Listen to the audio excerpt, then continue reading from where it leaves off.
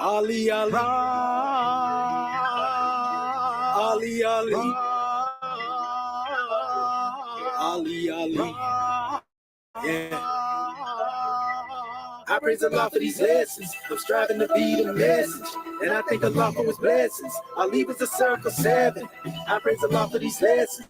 I'm striving to be the message, and I thank Allah for His blessings. Ali was the circle 7.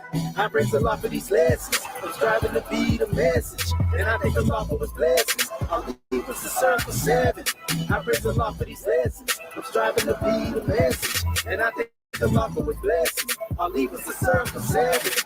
I praise Allah for these lessons. I'm striving to be the message, and I thank Allah for His blessings. Ali was the circle 7.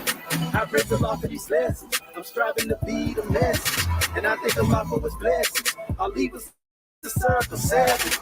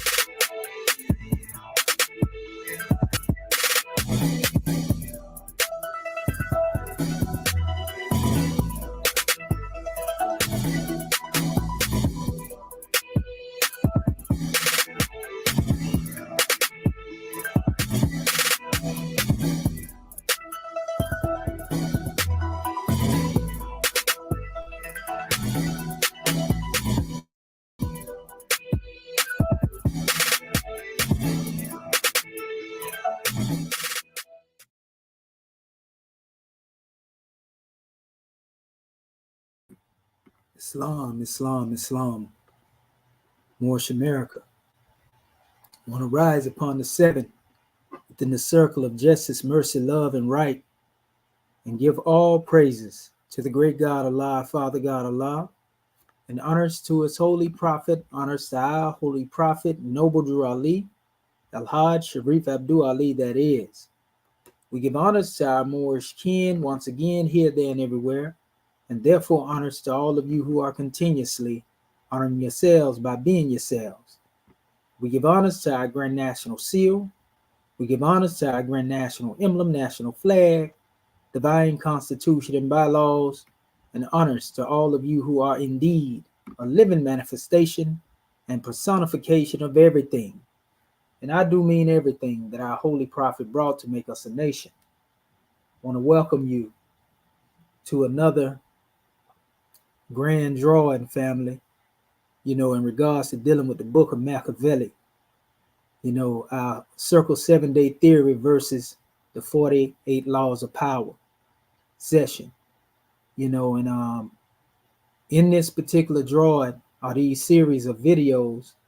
I like to cover mostly what's going on with the industry, in the way that our people, are basically being misused in regards to dealing with what is called the industry. And me, even though I never attained a degree of prominence in being a mainstream artist, I most definitely have indulged in artistry when it comes to dealing with music. And music that a lot of people refer to now today as rap.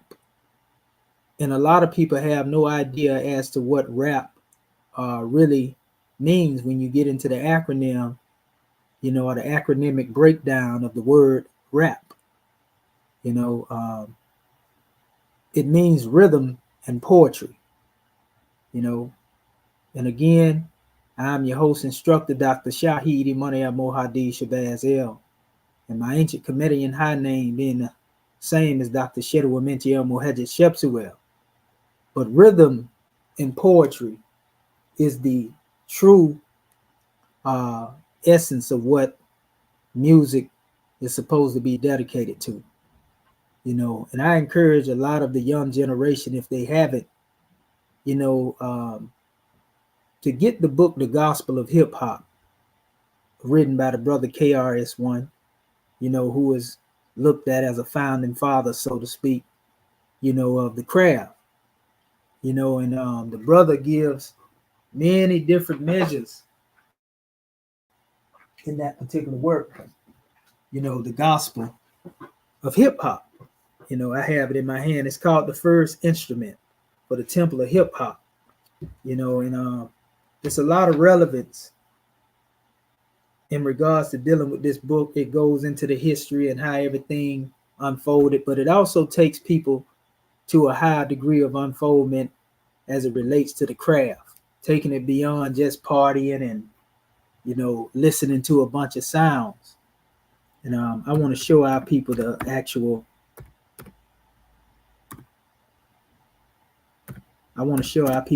copy of this, before I go into this measure that I'm going into.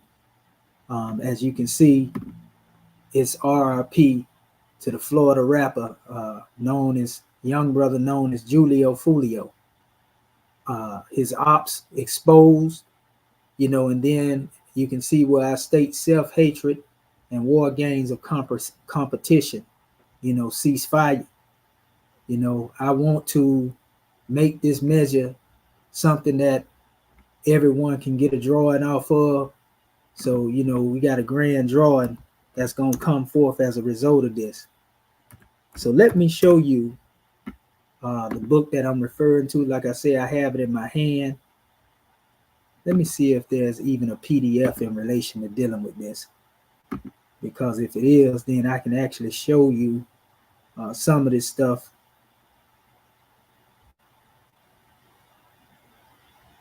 Right here. So just give me a second here. This is going to be a grand drawing, and I'm going to try to do a couple of these videos. Yeah, they actually do have, let me see, do it go all the way through? Yeah, so it looked like it does pretty much go all the way to the end. So, okay, all is well. Okay, so what I'm going to do, I want to zoom in. Well, before I do that, I want to share it with you all. And this, because the Willie Lynch, doctrine has become, effective, so to speak, when it comes to dealing with our elders, when it comes to the music. The craft was a beautiful thing in the beginning of its founding and allowed a lot of our people to come up out of the condition that they had come up out of, and also began to gain wealth for their families and a means of providing for themselves. So this is actually an occupation that most people that may have not have obtained to the highest degree of education were able to come forth and express themselves. And in most cases, some of them have expressed themselves well. Now this trend, of murder music, so to speak, if I'm allowed to bring that forth, or drill music, and there are various different genres. Some people like to call it gangster, thug, all types of measures. And I have always understood it, as not the condemnation of the artist, so to speak, because the artists are only putting out there what the labels will allow them to put out there, not to make an excuse for the activity. But the artists, especially when they come from an environment of poverty, they are only trying to eat in most cases. The problem is, with a lack of financial literacy, a lot of times, as many as the artists that have become successful, they have no direction as to how to utilize the funds that they receive from the blessings that they receive, so to speak, in upliftment. And so they even follow a trend when it comes to the way that they spend the money that they have. And this is all based on an illusion that they are supposed to do this because it is a part of the culture. And this culture is dealing with, in most cases, sometimes trying to flaunt what it is that you have. Now, don't get me wrong. Everyone has a right to spend, their finances as they choose to spend their finances, you know. But on another level, there is a loophole, so to speak, when it comes to dealing with our people. And we want to get into that. So we want to encourage our family to get the likes up on this particular video. Share it. If you haven't subscribed and you're watching me for the first time, subscribe, family, because I'm going to touch on some of the measures that most of our people out there in the media now that's covering this particular situation are not touching on. Because I hear a lot of people saying, the young brother was stupid for dropping his location. And, all of these things, are the least of the matter of concern. Our young brother should have a right to drop his location anywhere he want to drop his location. And that goes for the brothers that, young brothers that they are trying to say was his opposition and all of that. They have a right to move as they want to move. But the problem is our young brothers have been pitted against each other as adversaries and enemies, and we want to expose who the real ops are. We want to expose who the real opposition is, you see. So we're not talking about trying to disrespect this young brother as he has transitioned, and unfolded. And we're going to cover on a lot of these things, current issues in the community, but we're going to bring it right back to the teaching that we demonstrate and show you why it is necessary that our people be educated as a whole. You see what I'm saying? We ain't going to get up here and slander this young brother, in his past, and nor are we going to slander those who are considered his opposition, but we're going to highlight some things here that our family need to take heed to. And a lot of this has to do with the Circle 7-Day Theory versus the 48 Laws of Power. We are not here to promote the 48 Laws of Power. We showing you how these laws have become laws of deception that has trickled down, to our youth, as a play by the media and caused our people to fall by climbing. So what I want to do while I'm doing this, I'm going to actually try to share this video a little bit. And so while I'm sharing this video, I want our family to do the same thing, get these likes up. I'm trying to share it in other areas on the platform, so get into this and do this right now real quick. And we're going to touch on a lot of measures here, family. Like I say, this is very powerful, what we're getting ready to go into, because sometimes our people feel like we're not in touch. Some of the communities are not in touch with what's going on out here with our family. And so nothing can be further from the truth. We see what's going on, and we most definitely have a grand drawing that we're going to bring to the manifest to hopefully wake our people up, and that they may be able to open their eyes in regards to dealing with what's going on. So again, we're dealing with the book of Machiavelli, and we do this in honor of one of the greats, and one who is often fell victim, to a lot of the gunplay and the same thing that is plaguing the young generation now. You know what I mean? This brother, is most definitely the seventh of his time, at least my era in time, and he was a promoter, of the prophet, unbeknownst to many. And we're talking about our beloved brother, none other than the late, great Tupac Shakur. Want to give honors to that brother, for everything that our brother has done and continue to do, through what it is that he laid out, because he was often a misunderstood brother as well. So I seen in my generation, how this same thing plagued us. But I also see in this new generation many times over on how our people have still not yet woke up, to what's going on. So what I'm doing right now, I'm actually sharing again this post, and I am going to I want to make sure that our family can get a drawing on this right here. I'm sharing it throughout my different medias. And if you can see, if you're a friend with me on the book, Facebook, also, I ask that you share, again, and hit the like and subscribe, because I'm telling you, I'm finna bring forth some powerful information. I'm bringing forth some powerful information right now, so let me drop this link to all of the people that I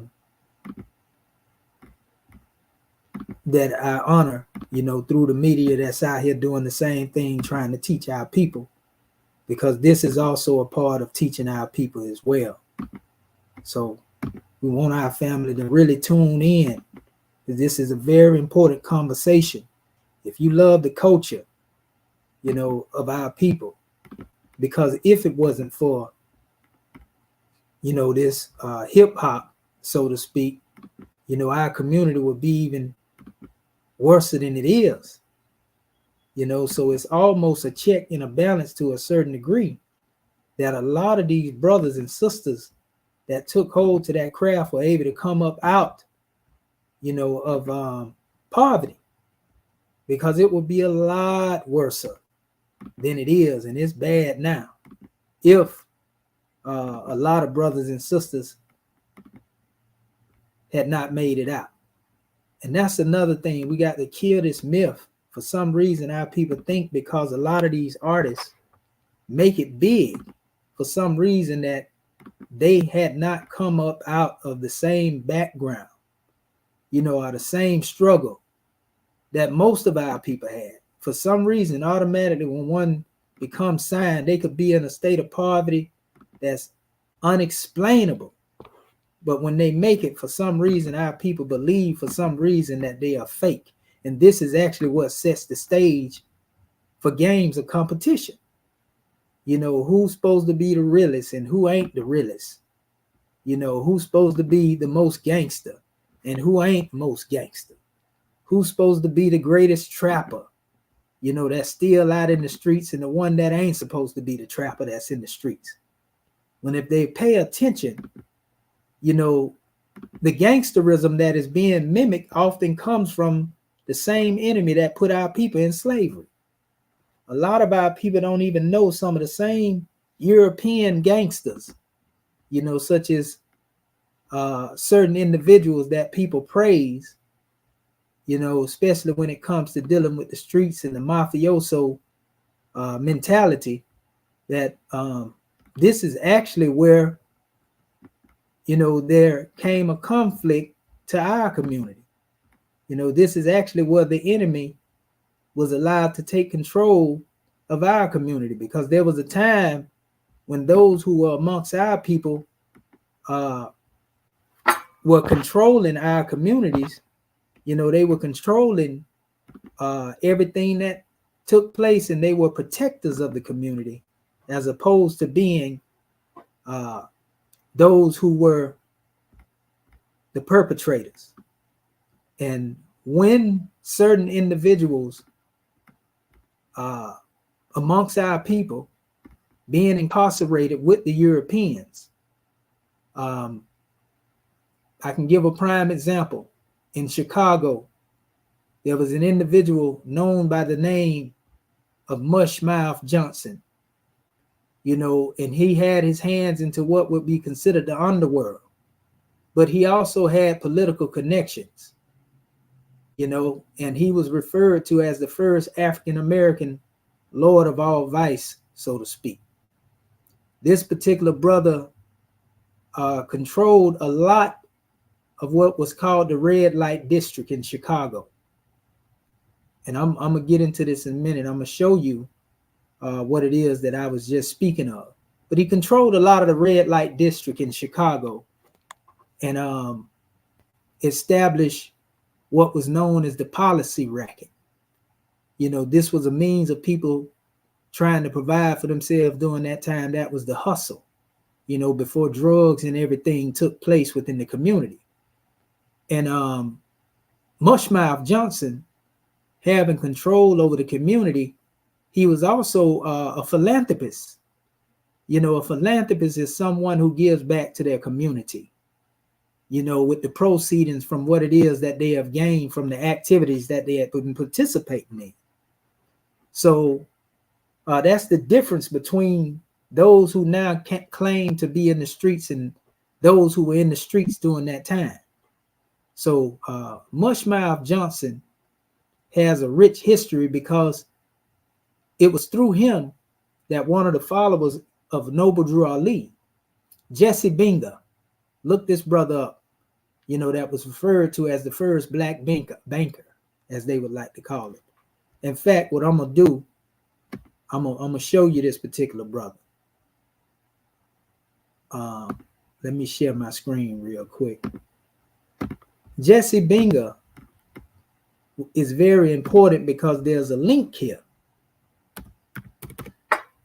between Jesse Binga and Prophet Noble Drew Ali. I'm gonna show you some things here. This is our brother Jesse Binga. He was able to receive, he's referred to as the first black banker in Chicago, and he was persecuted as a result of him participating in that. But he married the sister, Eudora Johnson, of Mushmouth Johnson. This brother is well known. It's a rich history just going into his history. We don't have time to go into all of it here, but we just touching on it. But this brother, Jesse Binga, like I said, he received his backing, so to speak, from this brother here, Mushmouth Johnson, the philanthropist, who controlled the red light district. So there's a lot of history there. But Jesse Binga was also a follower of Prophet Noble Drew Ali. Yep, he was a follower of Noble Drew Ali, and all those pictures up there shows the rich history, of this particular brother here. There's a lot here, a lot of history just dealing with Jesse Binga alone. But he received his backing, financing from Mushmouth, Johnson again, this brother here, who was controlling the streets. See, this is the difference between the street dudes, in that time, and those who claim to be street in this new era in time. He was literally taking care of the community. And he was, again, feared because he had a lot of political connections. He was into the politics. He was into the politics. I'm going to go into some of that in a minute. But he was also one who controlled the aldermen. Mushmouth Johnson was. Jesse Binga came up out of that particular area. And the policy kings that came up during that time that were controlling the community and the activities that took place in our community, the policy kings, they had organization behind what it was that they were doing. These are street guys now, but they were more sophisticated than the street people that are here in this new era in time. You see, it's very important that I lay this foundation because I'm trying to show you a history, of what was going on over 100 and some odd years ago and what's going on now. Now, I'm going to show you something real quick. Jesse Binga. Jesse Binga was also mentioned, as being one of the individuals that was in the last convention of the Moorish Science Temple before Prophet Noble Drew Ali transition. I'm going to show you this right here.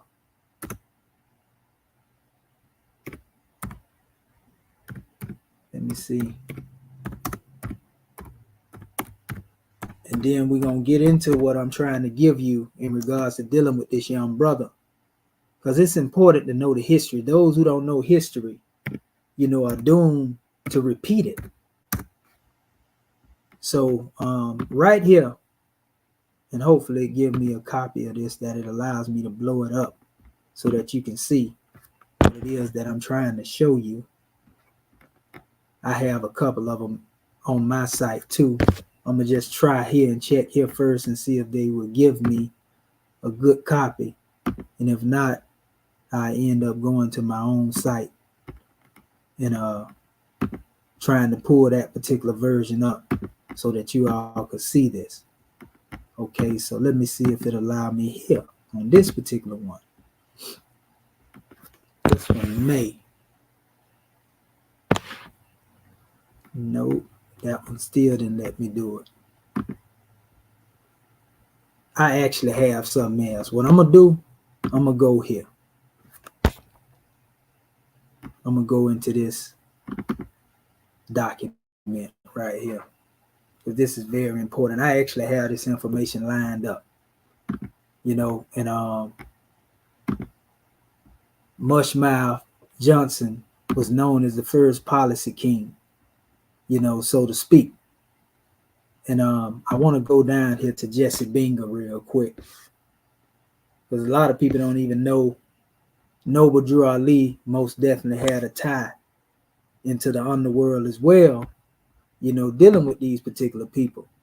As you can see, Prophet Noble Drew Ali here, that was given a Cadillac from Al Capone because of his connections, so to speak, with these particular individuals.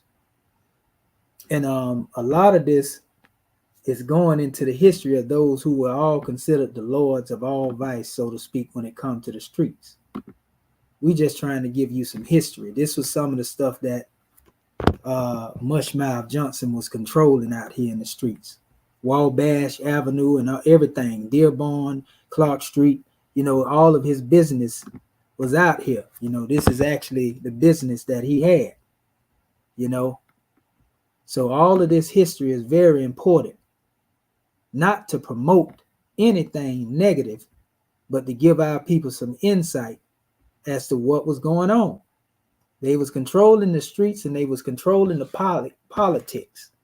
And that's why they came to be known as policy kings, Okay, so let me go down here real quick. And I want to go to our brother Jesse Binger, because the prophet had a lot of people surrounding him, from Oscar the priest and everybody. These were some of the people who were also a part of the same activity of controlling the community, so to speak. There was a connection between the Mosaic Templars of America, which was a group that dealt with, insurance policies and all that type of stuff as well. You see Booker T. Washington right here. And it's a couple of those who are in these works, so to speak, that are noteworthy for the work that they would demonstrate. These people were known as the elite of the community, that were controlling everything. Negro Business League elite. These were those people who were also founded by the same different people. So I want to go right here. This is where I was trying to go with. This gives the history, of Mushmouth Johnson, Jesse Binger, and this is the woman, Eudora, his sister, that he was married to, and this talks about it. These are newspaper clippings. Jesse Binger was one of America's first black entrepreneurs. His Binger State Bank went bankrupt in 1930, along with many other blacks. His initial founding came from Mushmouth, and they put the wrong thing here, Morris Mushmouth Johnson, a black vice lord and numbers runner, and Samuel Insull. You got to know this history right here, family.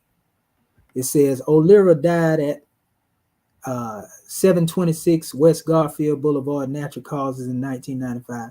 This was talking about Mushmouth Johnson. If McDonough O'Leary earned their respective titles as the gambling kings of Chicago, the self-proclaimed Negro gambling king was John Mouth Johnson, a most famous black vice lord of his day. Johnson worked as a waiter in Parliament House, where he made invaluable contacts with the city's movers and Shakers before opening his own saloon and gambling den, the Euphorium Saloon in 1890, located along the heart of Whiskey Row, a shadowland of cheap saloons that line the west side of State Street, south of Van Buren, and the mere stones threw from Mickey Finn's notorious Lone Star Saloon. For more about Finn, see below. The three-story structure offered billiards on the first floor, craps and roulette on the second, poker on the third. Johnson collected protection money from the gambling opium dens in Chinatown. Now, this is during the 1800s, before the street organizations, came into existence among the youth. This is way before those things existed. Living up to his reputation as loyal lieutenant, he reliably delivered the black vote to the first ward of the aldermen, Keener and Colgan. When I showed you his business out front, Keenan and Colgan was standing out in front of that business. But notice this is his political involvement, Mushmouth Johnson. Lord Winded, Herman Colgan even went so far as to call Johnson a close friend, right? It says of Hinkydink, which was another policy king of the underworld. Johnson was something of a philanthropist, giving generously to the black community. What's more, he had 7 surprising family and workers related to connections. His sister Dora, that's her right there sitting over here to the left, the sister there, was married to Jesse Binga, Chicago's leading black businessman and banker. His nephew was the poet Fenton Johnson. So if you heard of the poet known as Fenton Johnson, that was Mushmouth Johnson's nephew. In 2016, Fenton was inducted into Chicago's Literary Hall of Fame. And former college Robert Motts owned Pekin Theater at 27th and State Street, a famous Southside live music venue, where people will go to perform. So music was popular during that time. Motts used the money that he made working for Johnson to open an iconic theater. So look at what these brothers were doing. Despite how they started, they were investing into their community. A lost art among the people that claim that they street today. A lot of people don't care about their community. A lot of people are creating environments, that have become a vicious cycle of murder and mayhem in the community. Finally, Johnson's brother Elijah opened Dreamland Cafe at South Street, Cabaret, where the likes of Louis Armstrong, King Oliver, Alberta Hunter performed. So a lot of those who were artists at that time were performing, in the venues that were created by the likes of Mushmouth Johnson and a lot of those policy kings that were controlling the community, had their hands in the politics in the community and everything. Jesse Binga here, again, Eudora, his wife there, the sister of Mushmouth Johnson. I'm showing you how deep these ties are, right? It states here, and I ain't going to go over everything because I want to get into this measure in regards to dealing with our young brother, Julio FOOLIO. May he rise in power. So here it talks about in 1917, South Park Avenue was originally named Grand Boulevard, and then it became South Park Avenue and South Parkway. Today, it is Dr. Martin Luther King Jr. Drive. Then it gives the photo courtesy of Carolyn Louise Dent Johnson. Jesse Binga was in the vanguard of growing up a group of individuals whom some observers called the New Negro. By the 1920s, most everyone on Chicago's South Side knew his name. In the Black Belt, he was a bright symbol of aspiration and unblinking ambition. The difference between savagery and civilization is thrift, one of his bank ads proclaimed. See, this is the mentality of our brother Mushmouth Johnson. Binga advocated what he called economic morality, which is what a lot of our people have lost. They have finances, but they have lost the concept of economic morality. And this is why our people continue to fall victim and continue to suffer as a result, of that lack of talent and skill, so to speak. So anyway, it says that morality, as Binga preached, it meant self-sufficiency, which came from spreading spending within your means and paying your bills on time, working to save. Preferably in Binga's bank, it meant owning property, such as one's own house, right? And perhaps its most important principle, it meant patronizing Black-owned businesses. For the first 30 years of the 20th century, Binga was an outspoken champion of self-help in Chicago's Black community. This was a time when Blacks were continually under siege as the Black Belt group. And we already know Black is a description, so we ain't tripping on that here. These are articles that I have gathered to show you what is being stated.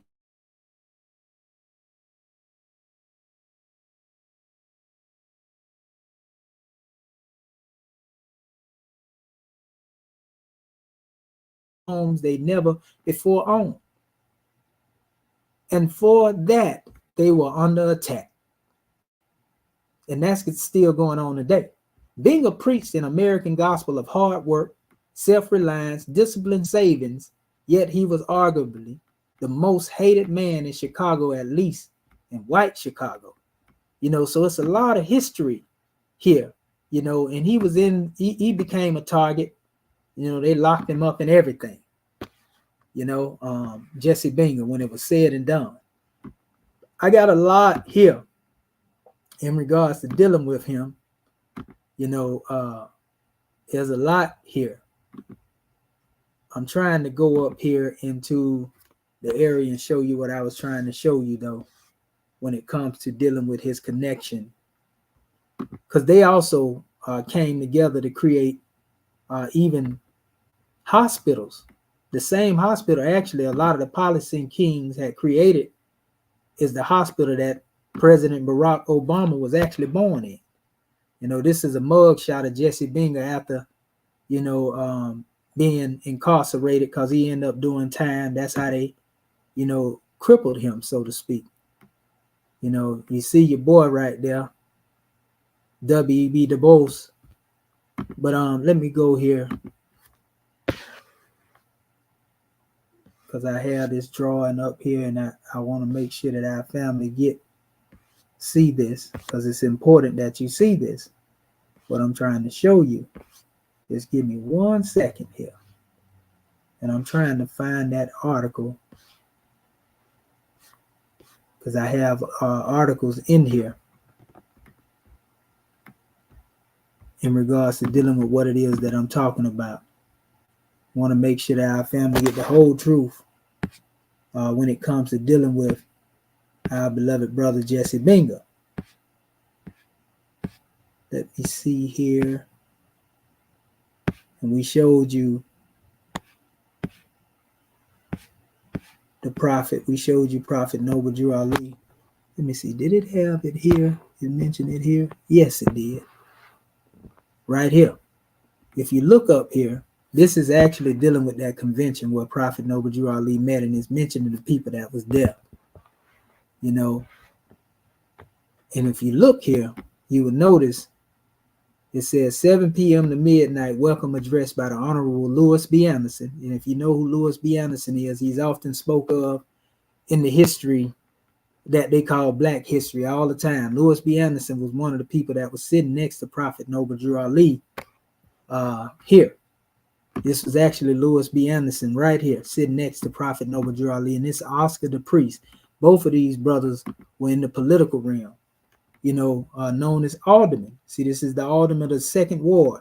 So Prophet Noble Drew Ali was dealing with these people, that were connected to, the Policy Kings and everything. Honorable Daniel M. Jackson, committee man of the 2nd Ward, another alderman, Illinois Commerce Commissioner, Mr. Jesse Binga, president of the Binga State Bank, the Honorable Oscar the Priest, who I just showed y'all right here. You see what I'm saying? So Prophet Noble Drew Ali was dealing with these particular brothers. And these brothers was actually followers of the prophet. I got history on all of them individuals actually in this PDF. So Oscar the Priest was a Republican candidate during that time for Congress. Honorable Robert Jackson, Alderman of the 3rd Ward, Honorable George W. Blackwell, State Representative of Illinois Legislature, and Richard H. Ross, Master of the Ceremonies. And this is actually Richard Ross right here, sitting down here in front of the prophet. You know, so all of these guys, the prophet had a lot of political figures around him, and that's what made him powerful. Not only did he have that, but like I say, this is actually the Cadillac that was given to Prophet Noble Drew Ali by Al Capone, because Prophet Noble Drew Ali had a business, you know, that he had a cleaning service. And that cleaning service was dedicated to keeping the community upkept, so to speak, cleanliness and godliness. But Al Capone didn't trust anybody but the Moors to come into his home, you know, and he gave it to him. This is actually a picture also of our brother Elijah Muhammad, aka Elijah Poole Bay, and Master Farad Muhammad right here, that also attended this same meeting, you know. And you can see right here, this is where it was cropped out. This is Prophet Noble Drew Ali, that's Farad, and that's Elijah Muhammad right there. You know, he was at the convention, unbeknownst to many of our people.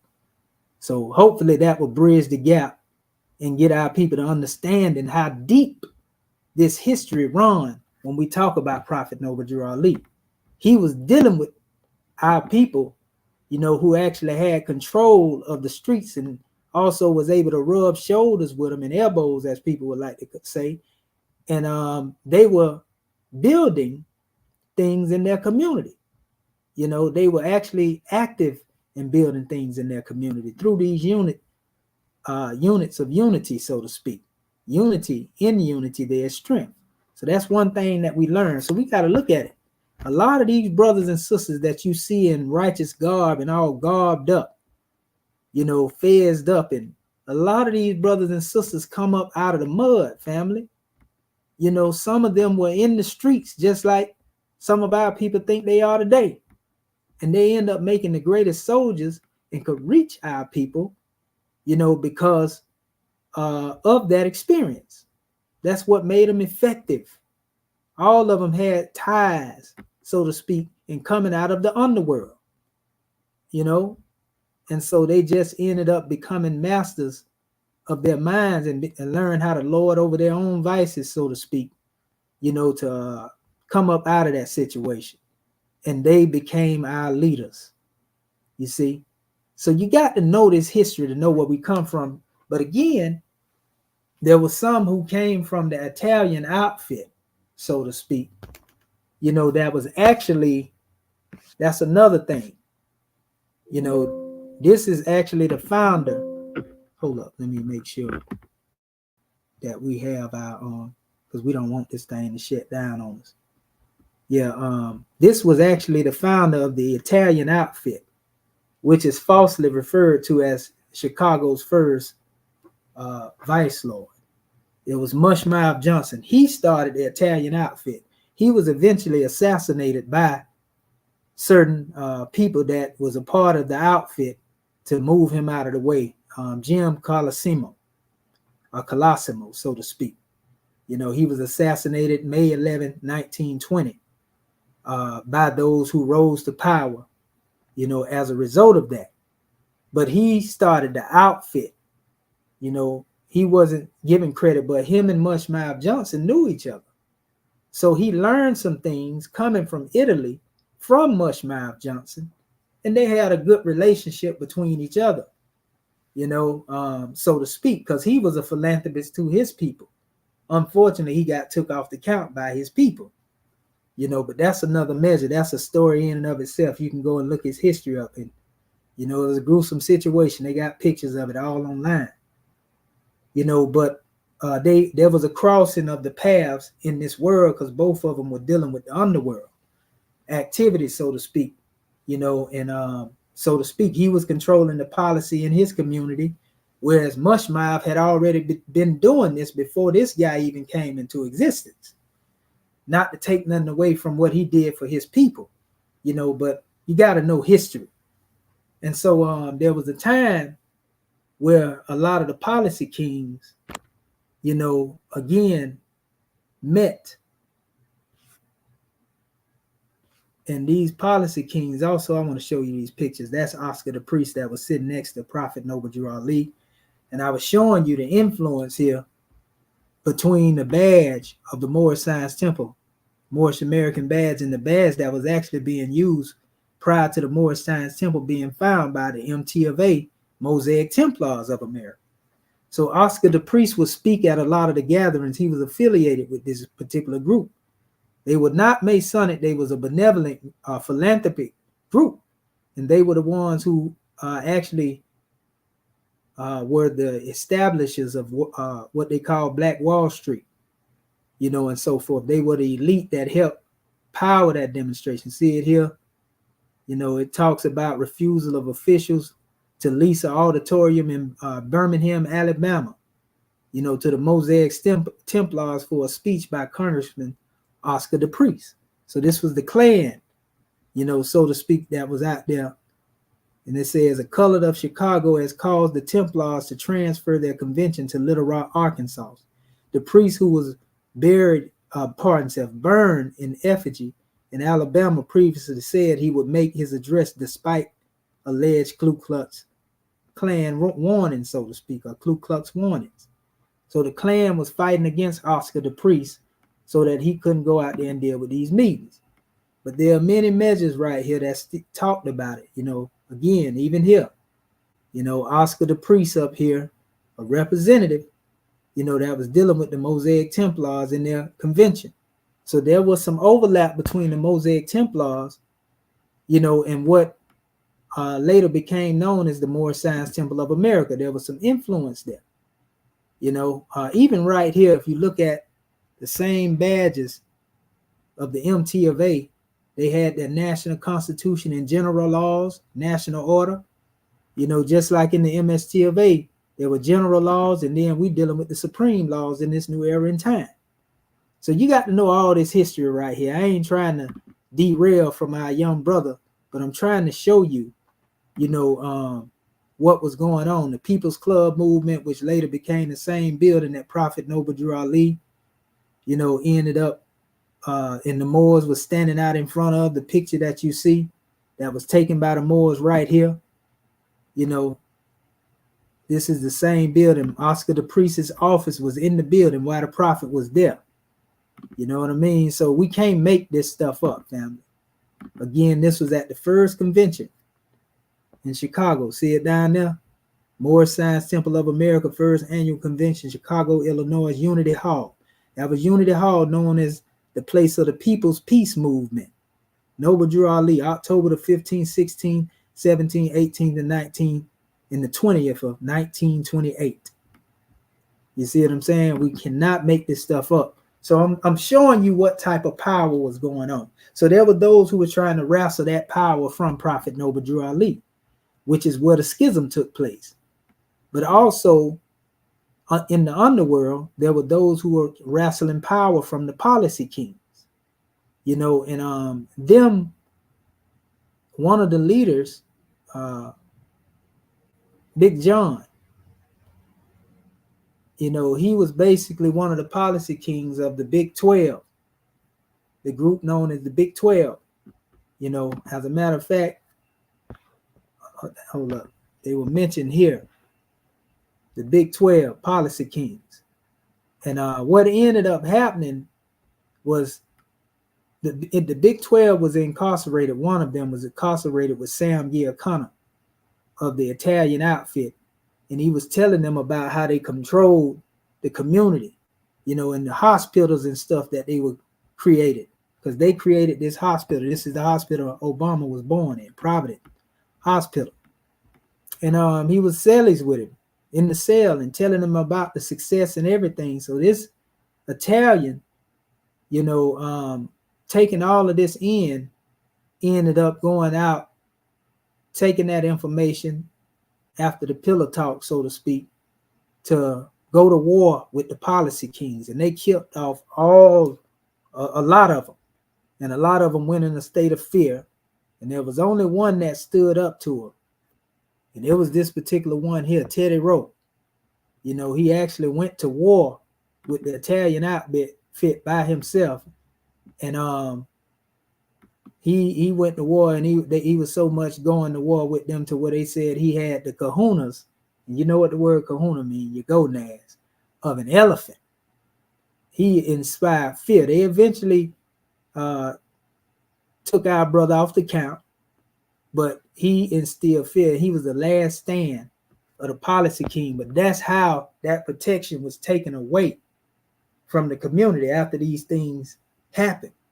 You know what I mean? So you need to know this history, family.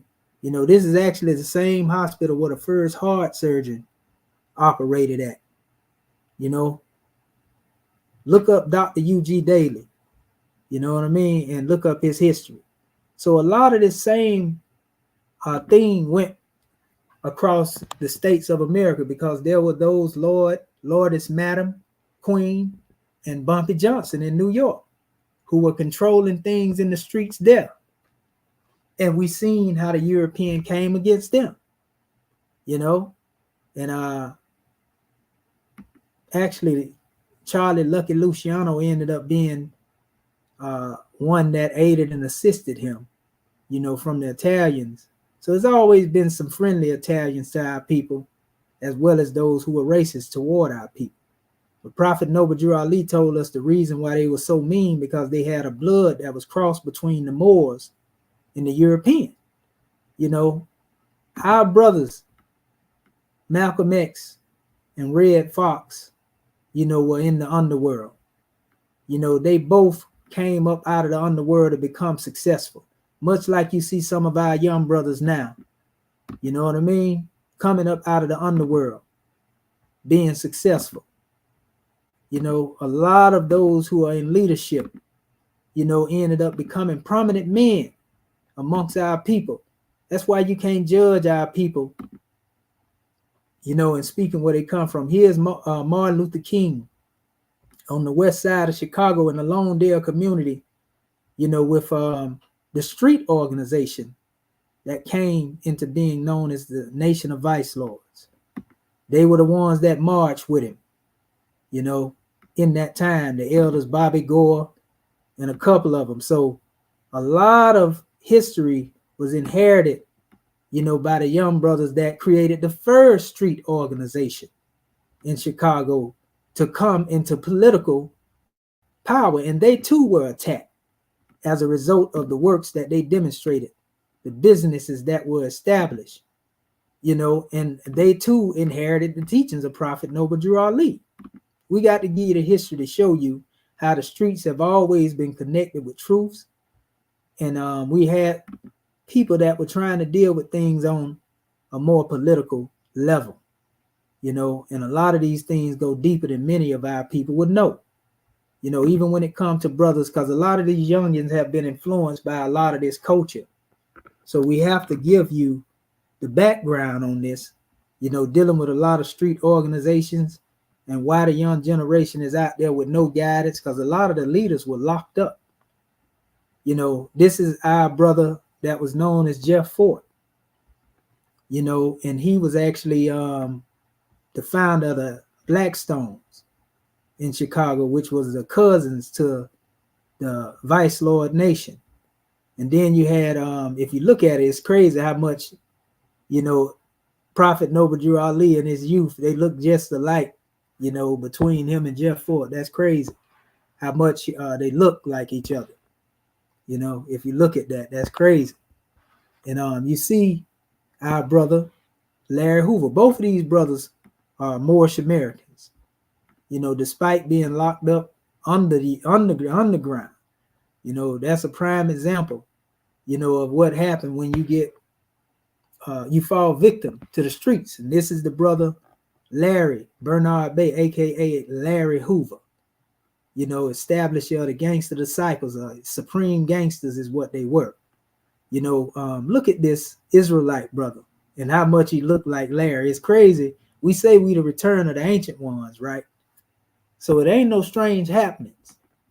You see, when it comes to dealing with this, even a lot of the symbolism that came into the street organization known as the Vice Lords actually come from the African culture, so to speak. The eye, the palms up, the way that they represent standing right over left, and, all these different symbolisms come from certain aspects of the ancestors. This ain't no strange happening, but some of these elders knew exactly what they was doing, but my thing is, family, is the young generation lost,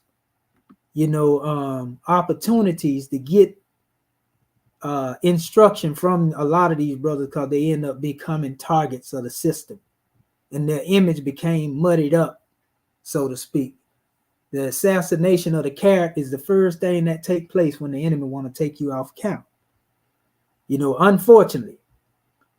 So these were the original street organizations and people who you can say birthed the concept of being protectors of the community and trying to get involved with politics. That's what the streets have lost: protectors in the community and those who can move things on the political level. Now we are looking for self-determination, and so we deal with the concept of government. And that's why you see us in my particular body and with my grand body, we trying to teach our people how to build government, because that's the only thing that we haven't tried yet. And that's a whole nother measure. So I said all of that to lay a foundation, to give you history so that nobody can deceive you, and you understand the difference between those who were in the streets and those who are in that time and those who are in the streets now. Totally different. People had more control over the culture, be it their artistry, the musicians. We had our own venues. We didn't have to go to somebody else to set up our venues. We didn't have to, scrap for anything, because there was more unity among the people, in spite of the way that they started out. If you notice, the story is similar. Mushmouth Johnson started out, in the aspects of gambling and so forth and so on, but the man ended up controlling politics and being a force to be reckoned with, to the time that he passed form. And he passed that on to some of the same people, like I said, that become followers of Prophet Noble Drew Ali. Like I say, we can't make this up. These are literal articles and clippings, that we have here. So you need to know that history next time somebody try to, speak down on these different people or these bodies. You know what I mean? And praise be to Allah, I was able to come up, through the lineage of some of the elders, so to speak, when it comes to these teachings, that led me to Prophet Noble Drew Ali. Praise be to Allah. You know what I mean? So I want to show you something now that I went there and touched on these things here. Nobody has ever given you this history that I'm giving you, but we don't speak on things that we can't prove, and nor do we try to hide the truth. So I want to show you something. I want to go back to what we were saying. Be sure to hit that like, share, and subscribe, and people, we're going to give you the truth. Like I said, let the people know, because this is very important. Here it is right here. I was speaking of the gospel of hip hop, the first instrument by KRS-One. Let me check on my family. This is very powerful information, family. I'm telling you, we finna get deeper. So here again is the gospel of hip hop, which is almost like a Bible. Like he said, he called it the first instrument. You know how they talk about the New and Old Testament? It's the first instrument prevented for the temple of hip hop. And in this book, KRS-One, definitely laid a grand foundation, bro. I'm going to touch on some of this stuff because he spoke on the different eras of music, right? And there's so much in here, I can't cover it all, but it's a PDF out here. I get the book. I got the book in front of me as well. Listen to what the brother said. This is how he opens up. A new covenant. In the end, the last days of others became the first days for us. All praise, glory, and worship be to God. The love that rescued us from oppression and ignorance.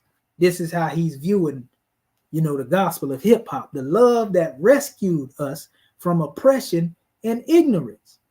And to all the future generations of hip hop, know this: it is this love that has delivered this gospel to our people for our correction and survival. This gospel comes to us as the physical manifestation of God's grace and love for hip hop. I am but one of the many who was saved by such love. In my time, your past, and I am called a teacher. I was present at the first time. I am the firstborn. I am from the age of Leo, and I have come to call our hip hop nation into existence. To all future generations of hip hop, I am the b-boy who destroys all negative circumstances every day spiritually. I am the MC who reaches above poverty skillfully, the divine word warrior, known in my time as the blast master. I am the graffiti writer who thinks and grows spiritually. I draw peace, love, and unity and joy.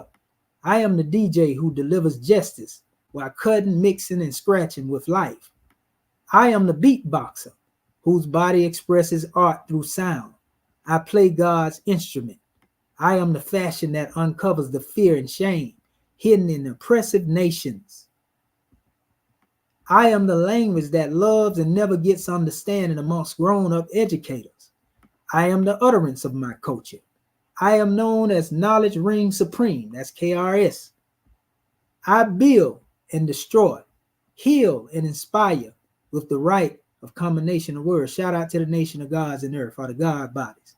I am the entrepreneur who presents expert negotiating that repeatedly escapes poverty's routine experiences, never exploiting unlimited resources. In my time, I am self-created and self-sustained. I am hip-hop. I am not just doing hip-hop. I am hip-hop. I am the watchman in the tower of hip-hop's inner city, urging my people to turn from sickness, hatred, ignorance, and poverty and be restored to health, love, awareness, and wealth. I am the teacher, a witness to the activity of God within and around hip-hop.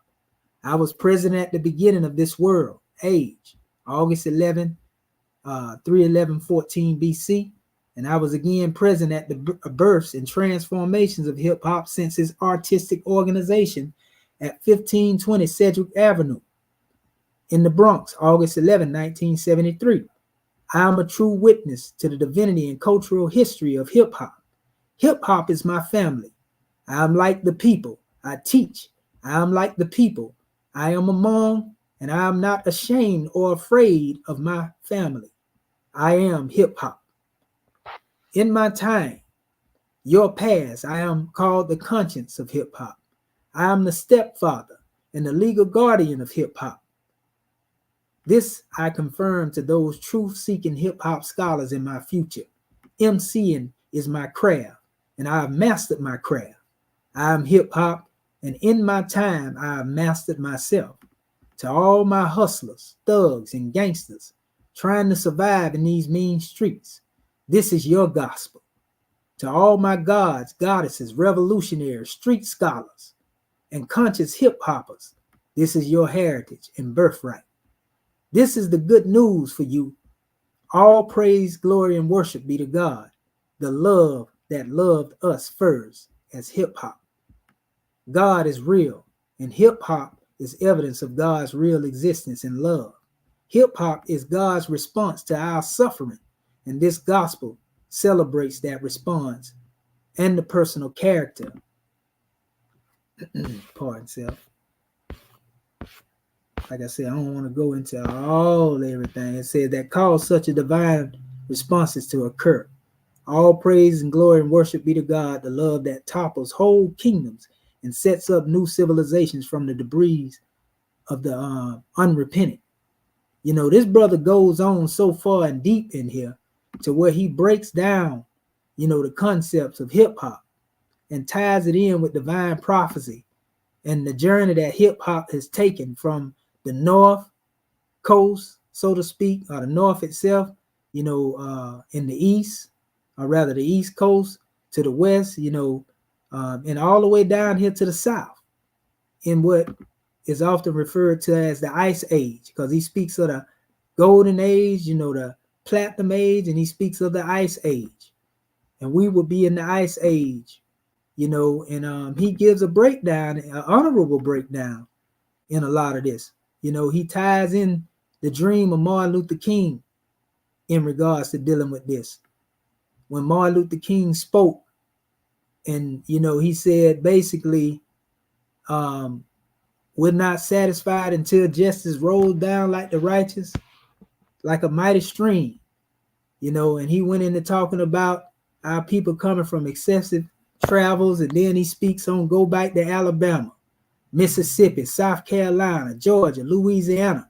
And this brother KRS-One, was able to see a vision of how this has to do with the same way that hip hop traveled, in its pathways from the north all the way down here.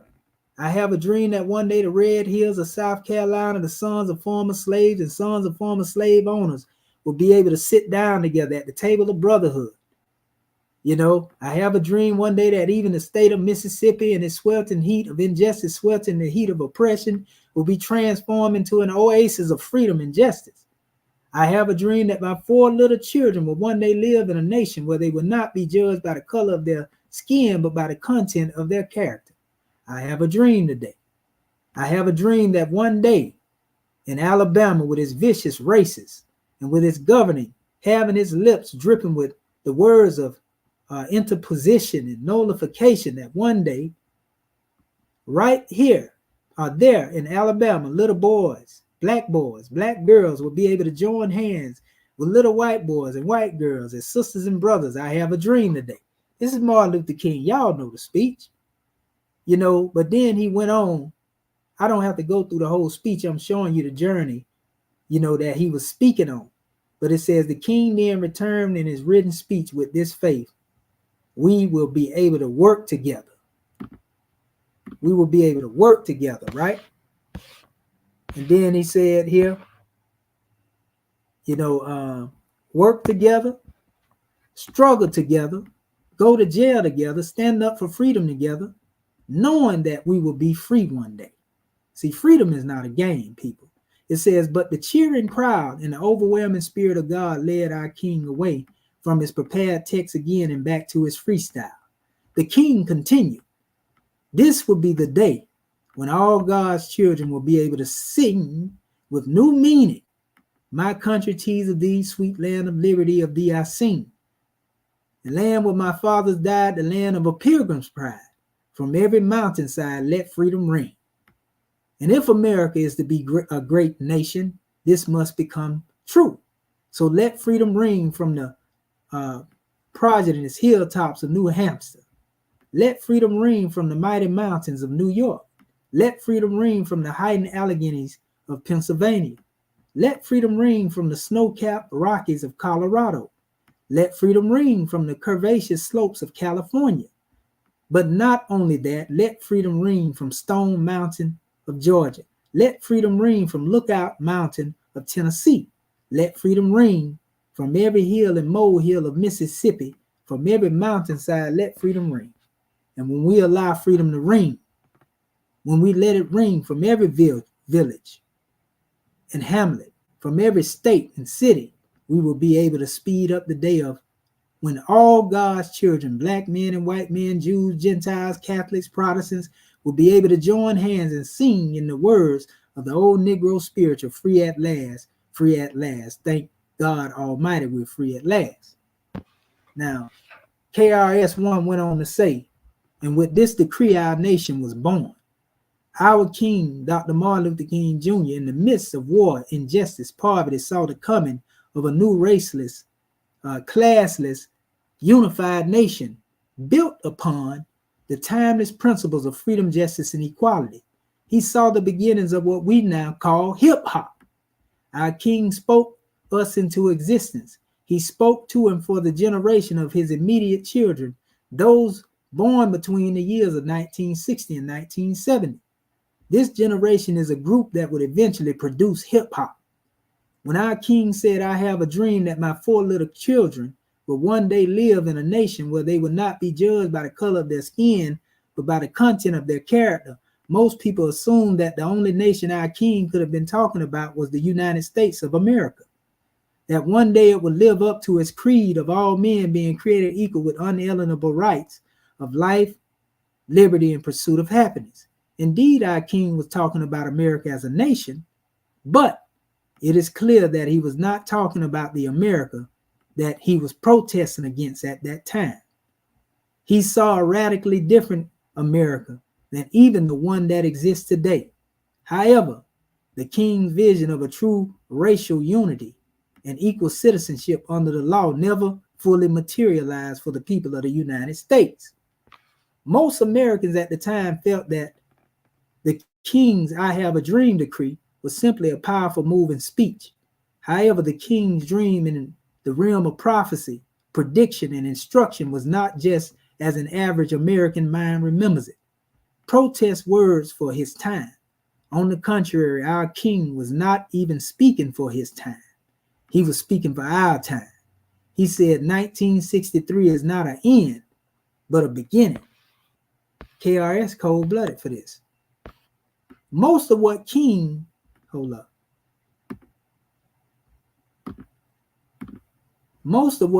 said in that infamous or that famous decree was said in future tense. One day, right there in Alabama, little black boys and black girls will be able to join hands with little white boys and white girls and sisters and brothers. Most people, because of their own prejudices, refer to the phrases as brothers and sisters figuratively and symbolically. They doubt that little black boys and little white boys and girls can actually be real brothers and sisters. And they doubt this because for black children and white children to become real blood brothers and sisters, this would mean the creation of a new race, a new sect of people, a new culture, a new nation. As prophecy, the king's "I have a dream" decree calls a new people and nation into existence.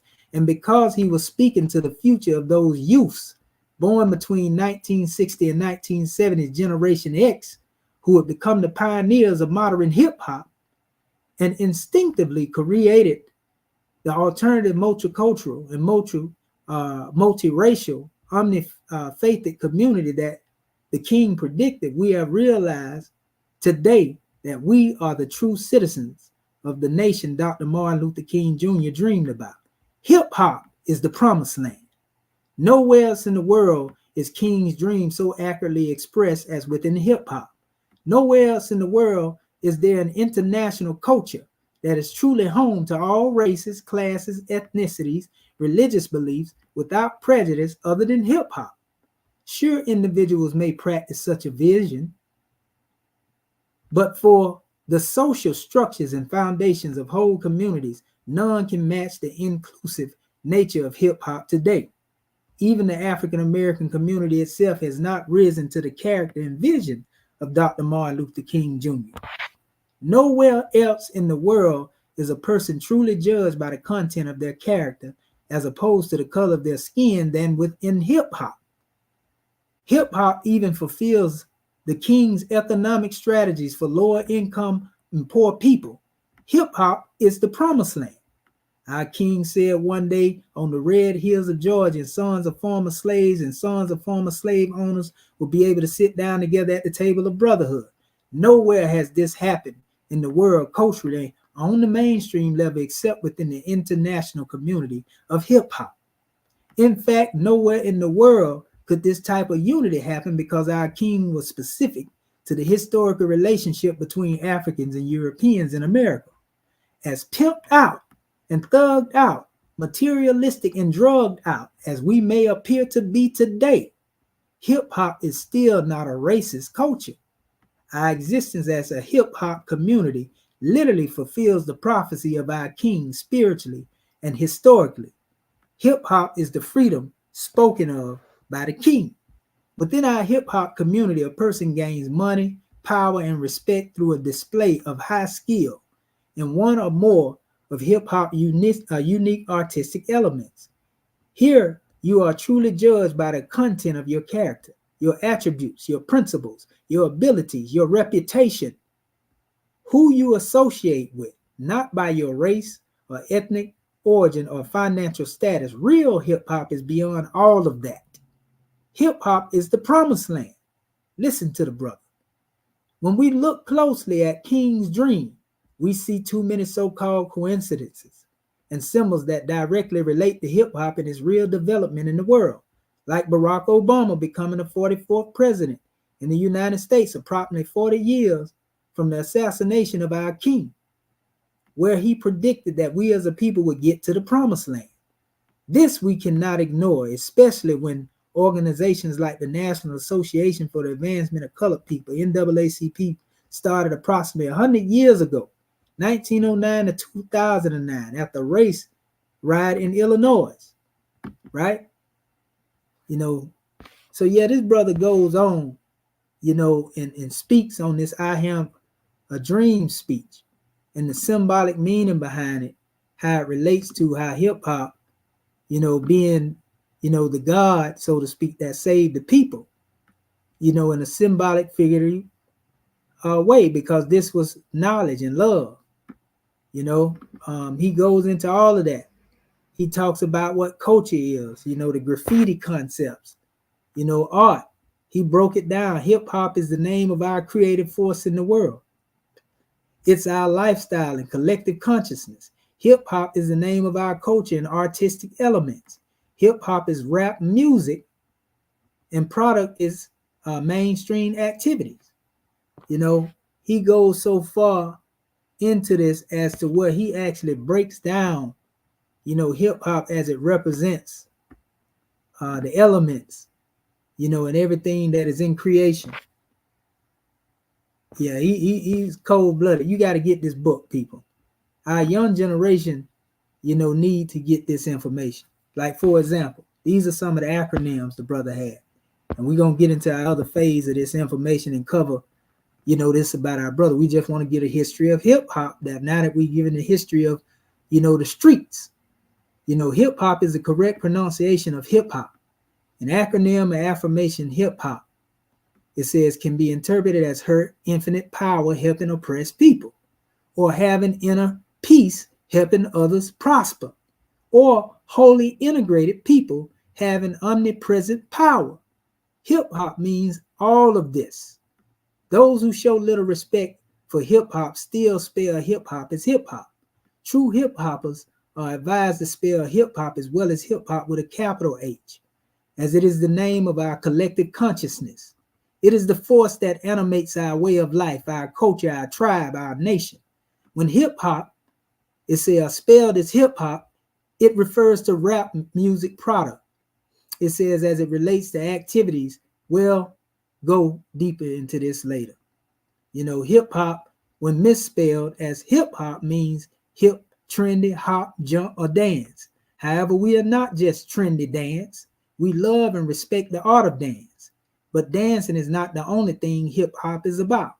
Those who approach hip-hop like this, it is exclusively trendy dance or entertainment, are usually those who repeatedly spell the term incorrectly and care little for hip-hop as the community of real people. To spell hip-hop incorrectly as hip-hop, in the lowercase aspect, is to deny our right to exist as a people. The use of the term hip-hop to describe real people reduces those people to products. And this is what has happened. The young generation and all of those coming through this generation have been reduced to products, much like our people have been reduced to products in the system of the United States of America.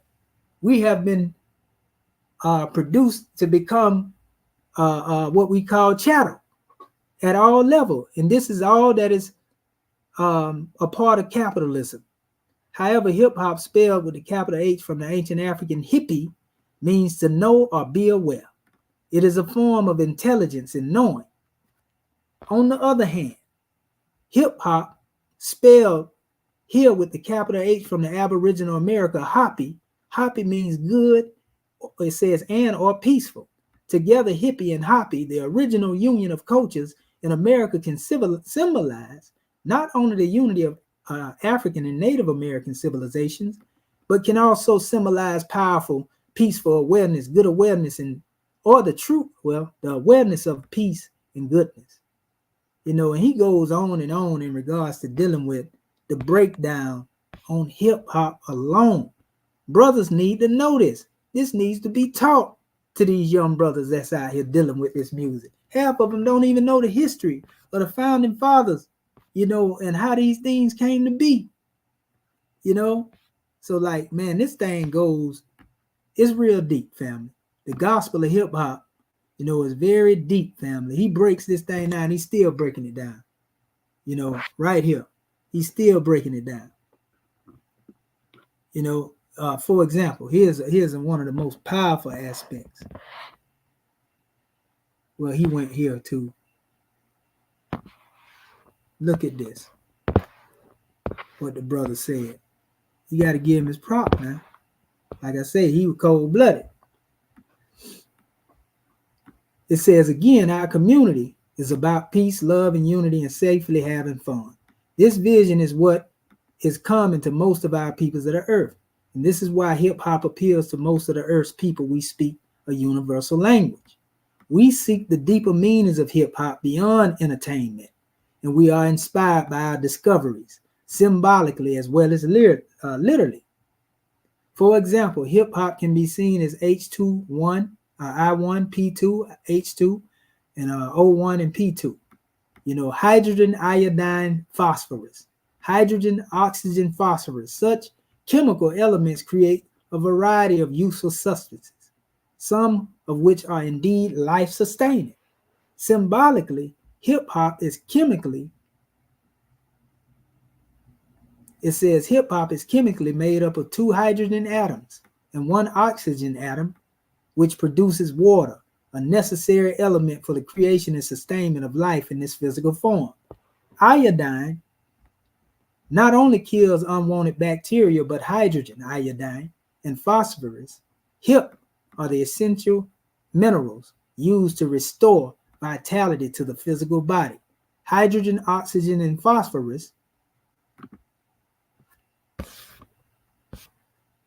Hydrogen, oxygen, and phosphorus, it says hip-hop, are 3 of 9 macronutrients essential for plant growth.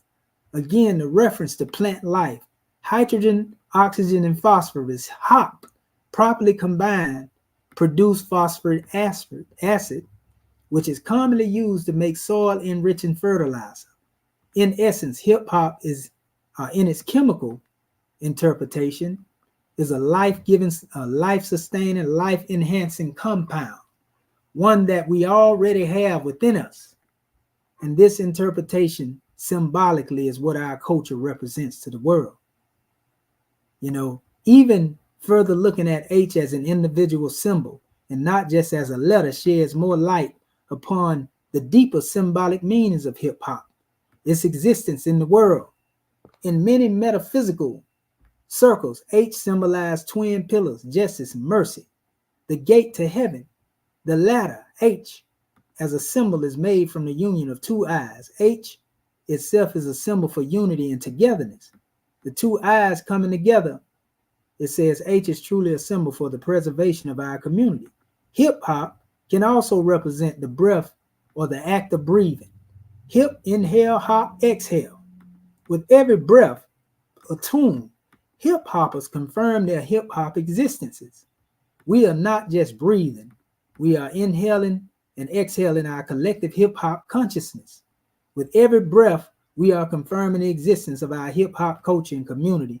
And therefore, hip-hop culture, the name of our community, when misspelled, where culture does not begin with K, but instead spelled with culture, with a C, hip-hop culture, refers to the condition of hip-hop's development as music. It does not relate to the mature community of responsible, unified hip-hoppers in the hip-hop city-state or hip-hop nation. Like I said, we can go on and on with this. This is a powerful demonstration right here, family.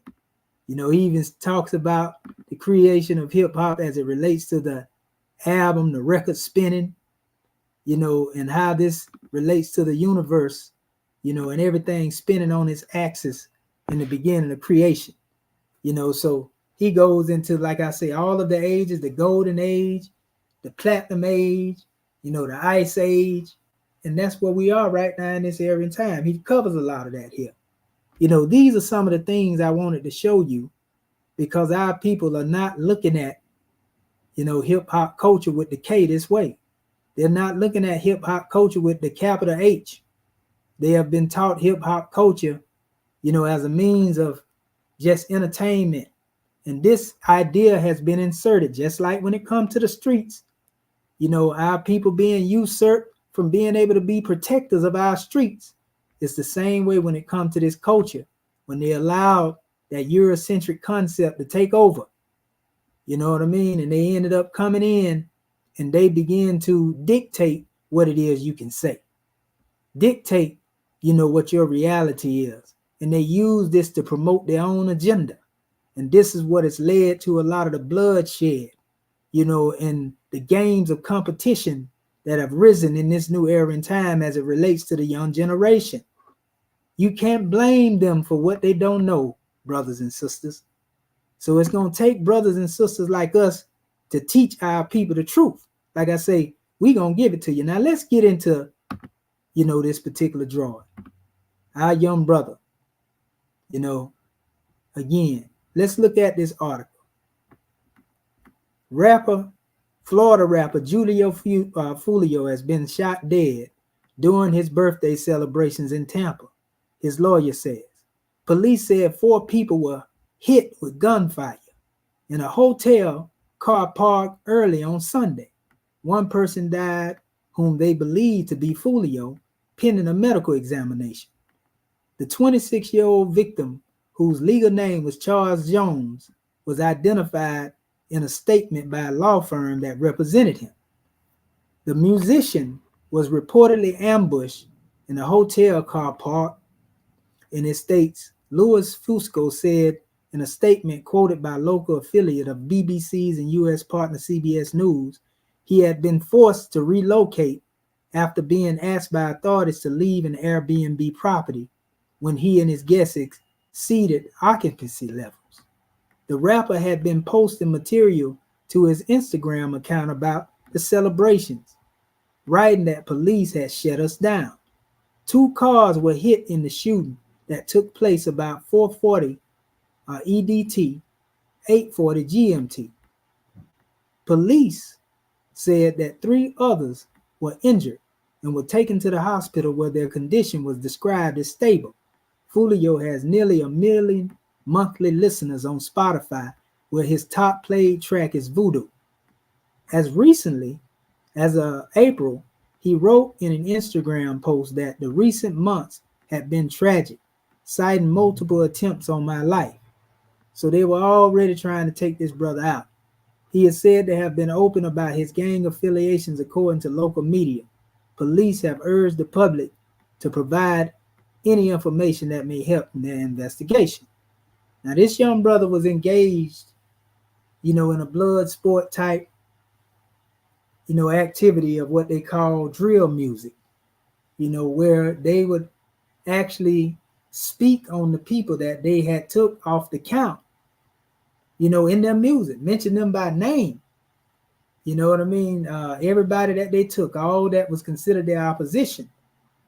So this trend actually came from the youth in Chicago. Your Chief Keefs and, your Lil Durks and a whole bunch of different other artists that were doing this. And it became a trend here and also in the Baton Rouge area, with the young rappers there, like your NBA Young Boys and, Ben 10 and Main Music. A lot of these young brothers, they are putting Banging on Wax. They have took that to another level. Those who know what I mean when I say Banging on Wax, there was a compilation that had to do with Union during the time of the 60s where the unity came between the Bloods and the Crips. But Banging on Wax is, what drill music has become today, unfortunately. And so these young brothers are speaking of their environment. They're speaking of their day-to-day activity, unfortunately. This is not to promote, say that it's okay, but they are speaking about what's going on around them. And these conditions have been created as a result of poverty, because those who don't have, become the enemies of those who do have. And those who do have that came from not having, you have to realize they still come from that background. And so some of them, when they have enough money, they are investing in getting those that they consider their enemies out of the way. Unfortunately, you would think that when one receives such prominence and they gain wealth, that they wouldn't even be thinking about these things. But now the money has made our young generation more dangerous because they're not investing in land. They're not investing in property. They're not investing in their community as philanthropists. Like the old individuals that controlled the streets did. They are invested in the annihilation of their enemies. And a lot of this is dealing with a false sense of fear, a misplaced reality of seeing each other as enemies. We are taught in the Moorish paradigm that when man looks into the face of man, he looks into the face of Allah. Because surely if you've seen the great God in your brother and sister, then you wouldn't look at them through the eyes or the lens of hatred. You wouldn't look at them in the realms that demonstrate slander, lewdness, murder, theft, and everything that harms. Unfortunately, our young generation haven't been taught this. And this is why Prophet Noble Drew Ali taught the Moors that our people need to learn to love instead of hate. But you can't learn to love instead of hate when you are being force-feeded, so to speak, or force-fed, through the media, the very platform that is used to promote your success. You can't grow, in a toxic environment. If the soil is not rich with nutrients, then a seed cannot unfold. And it's the same thing. The environment, the soil, symbolic soil that our young brothers and sisters are being planted in, it's a toxic environment. So the seed has no ability to unfold and become what it's destined to be.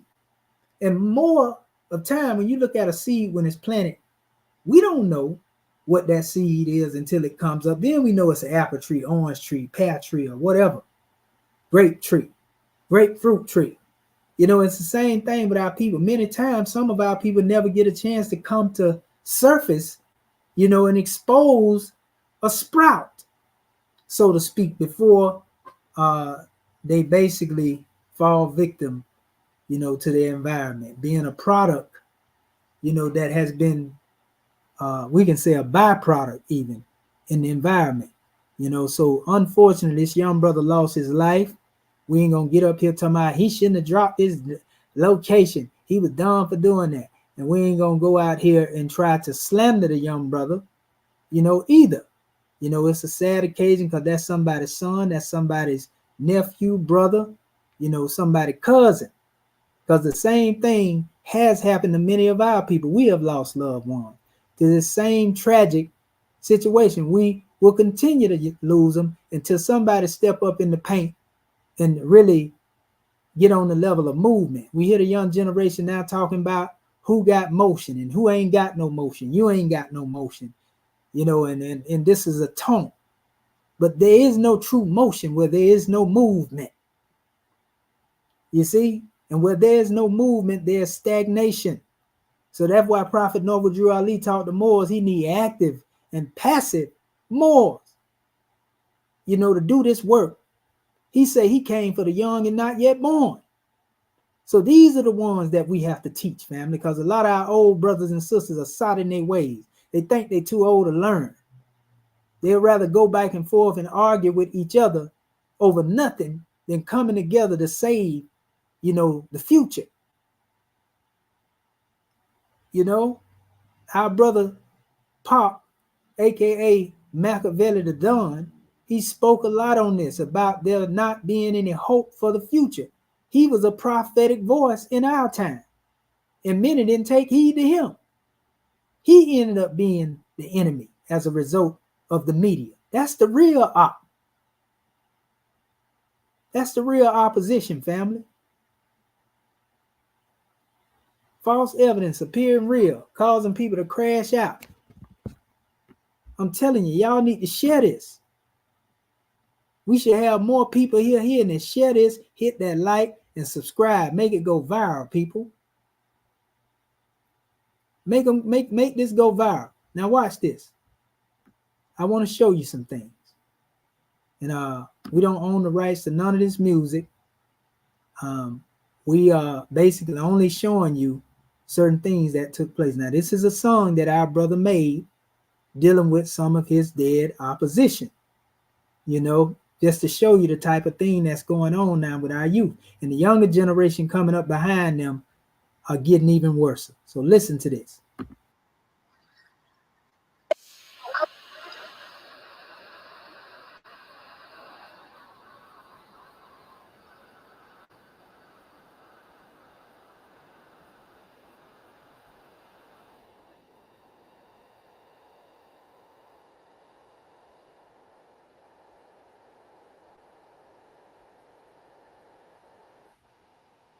So the young brother got the pictures of his dead opposition, and you see he's standing on it, he laying on it, and possibly laying next to their graves, if I ain't mistaken.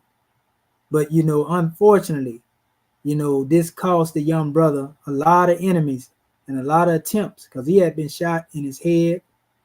Prior to this, they shot him in his foot. Say they shot his foot off, from what I heard. But so he took a lot behind this, but it was something in the mind of our young brother that caused him to be this way, and a lot of it came from certain loss that he dealt with, and unfortunately, that loss can trigger mental illness, people, and cause our young brothers to crash out, so to speak, and feel like they ain't got nothing to lose or live for, unfortunately. You know what I mean? And he used the Sister Fantasia song. Like I say, I don't own the rights to the music. I ain't trying to promote, the music and act like it's mine or none of that. I ain't infringing on nobody copyrights.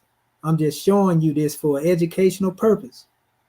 Now, we're going to show you a conversation also that was mentioned in regards to dealing with this here.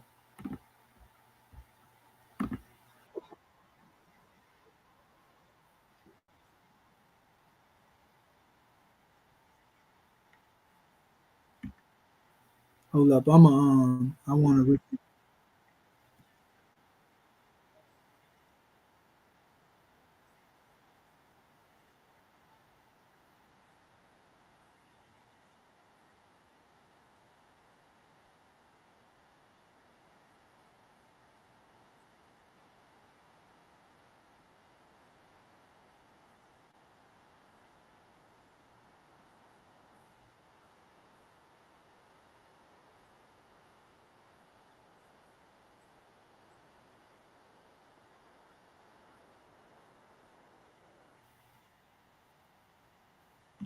And that's a brother that did Cam Capone. Shout out to him.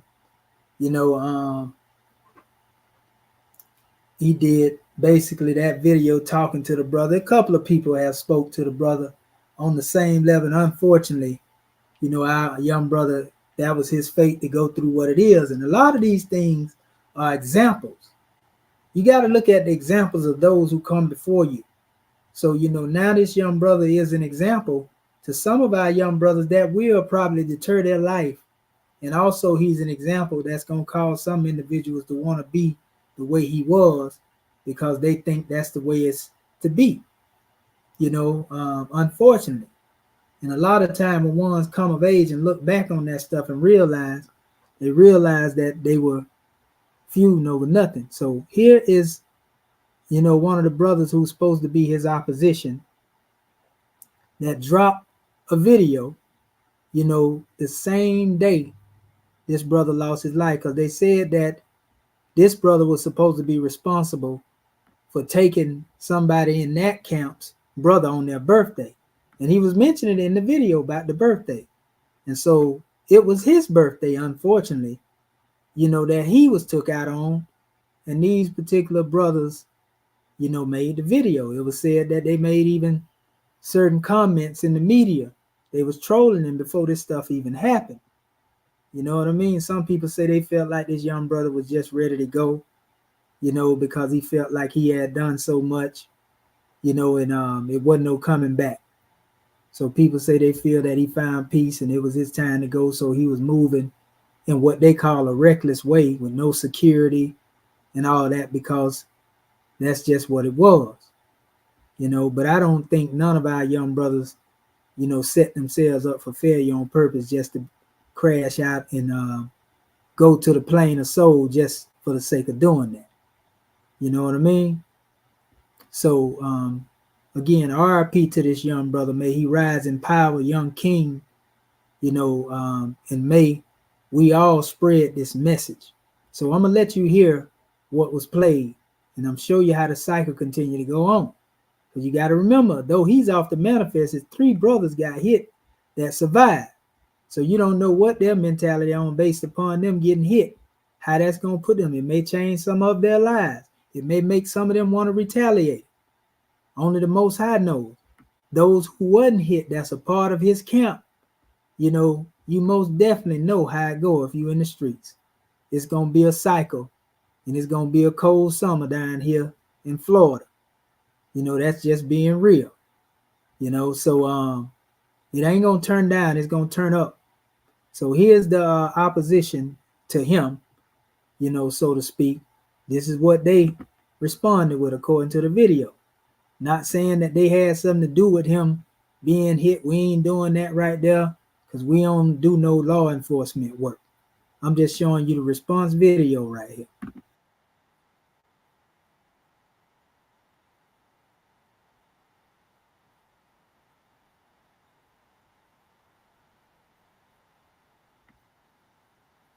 And excuse the language. You heard this young brother.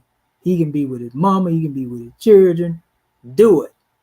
This is a song he posted after this. And he got all types of followers and views. Even the brother got followers after passing form, based upon this, because this is a trending topic right now, unfortunately. But, so now it's almost like these ones are claiming this, even if they may have not had anything to do with it, but they're taunting him like he was taunting others before him. And that has already created an atmosphere for the brother that made this song, to also fall victim in the future. We don't want to see that, but we know how the cycle is. It never ends. Once you start this cycle of gang banging and killing, family, it never ends because you got emotions involved. You got feelings involved. People feeling a loss. And it don't justify the means. I'm just telling you why it continue to go. People are like, why are you doing it? Because somebody lost a brother. Somebody lost a son, and some people are vengeful. And when they go hit somebody else and they telling them, yeah, I did it, then that continues to keep the cycle going. This is why you see a lot of this stuff going on in the community now.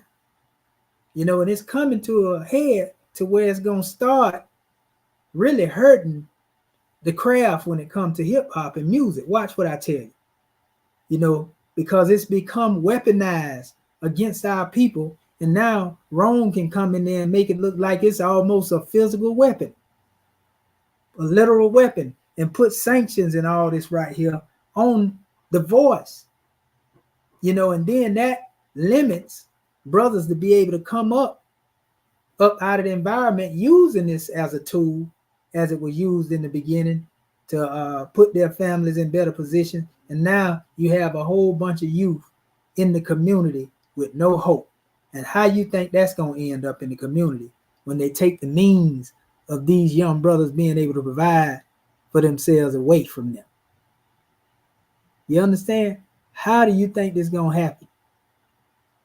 When they say you can't say things, you see already they censoring the way that we can talk on YouTube. What happens, when they go into this so-called freedom of speech, but just watch what you say, and take that away. Then what you think gonna happen on the backflow of those who are not able to become successful as a result, of the craft. See, you put security on the thing that you love. Ain't nothing wrong with telling your story, people. They ain't doing no different than Hollywood do, when they get up there and display this stuff in the media. Because personally, I feel like what people see visually in the cinema and music influence the mind more than what they hear. So either way, our people got to wake up. You know what I mean? Like I said, be sure to hit this like, share, and subscribe, people. Get this information out there. We got 5 individuals in here right now. The faithful, that's always here. But we got to get it up, family. Hit them likes, share this video. We got to get this message out here to the people. R.I.P to the young brother Julio FOOLIO, and his true ops is being exposed as those who orchestrate the hate. That's who the real op is. These brothers ain't no ops to each other. Self-hatred and war games of competition. Ceasefire. That's what we saying. You see? Let's get deeper into this demonstration. Okay, our brother said that it wasn't no sound. So let me see. I thought I shared the sound. Maybe they maybe even stopped me from being able to share the sound. But I'm gonna try to do this and let you hear. Okay, I'm sharing the entire screen. And if it don't share, you know that basically they're not allowing it to play. But I'm gonna share this sound so that y'all can hear this stuff again. Pardon the self, family. Here we go. Let me know if you hear the sound of this first video. Eat on his birthday, 4 shot, 3 dead in the worst way. Damn, he kept dissing on me. What happened? Now we smoking 23. You always on my mind, always on my mind. When I ride through the east side, I wanna see you. When I see you, when I, you always on my mind, you always on my mind. Right now, Melvin with that iron, I don't see.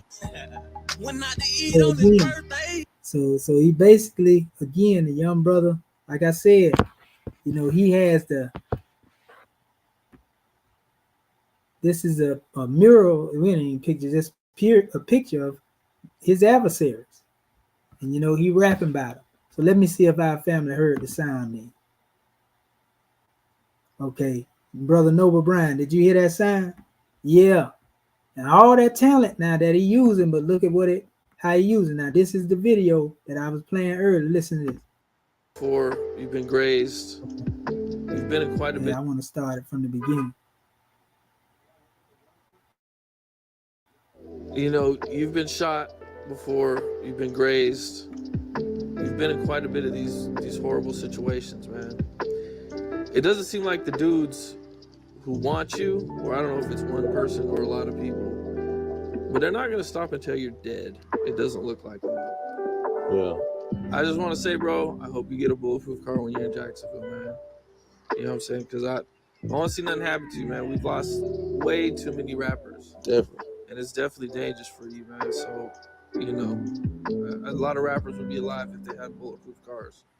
You've been shot. You can see the young brother, though he heard and understood what was being said, you can also see the look in the brother's eyes that he pretty much had accepted the fate of the reality that he just may get took out. You know what I mean? You can see that, because what had been done all the way up to that point, because that ain't on the video. Most of his music is a video in regards to dealing with this. Okay, give me 1 second, family. 1 second.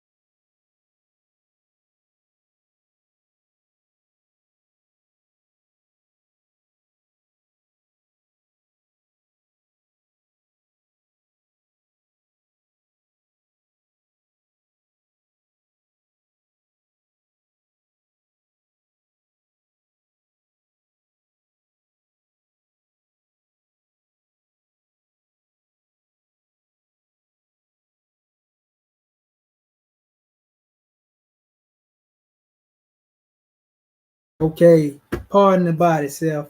I'm sorry about that, family. I had to check in with Act One. Um, we got some matters we'll take care of, deal with them later. But just going into the essence of what we were saying, and we give honors to you for your patience. I want to show you the last video of the guy that they were saying was his opposition, Young and Ace.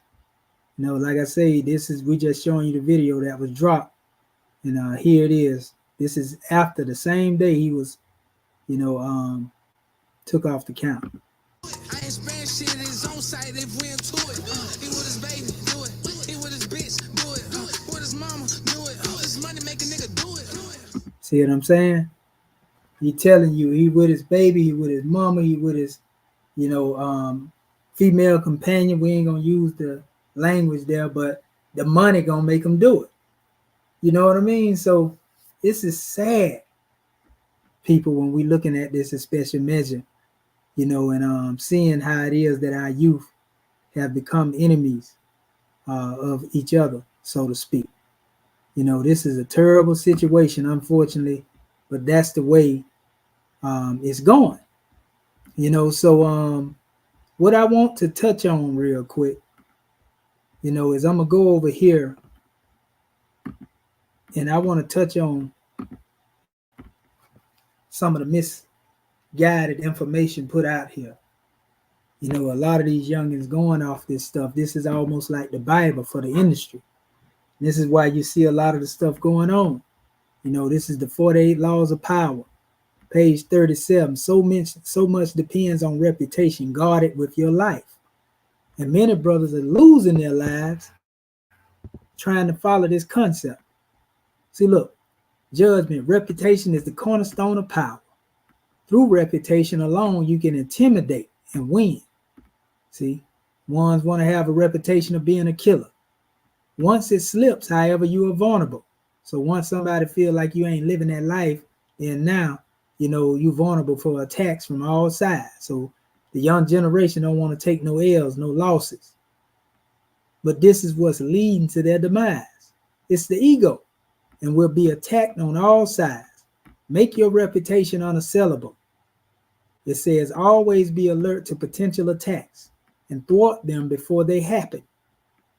So a lot of these cats trying to gain ground to keep people from attacking them, but them lashing out ain't stopping people from attacking them, because the industry is still attacking them. In life, you're going to have people that hate you and people that love you, unfortunately.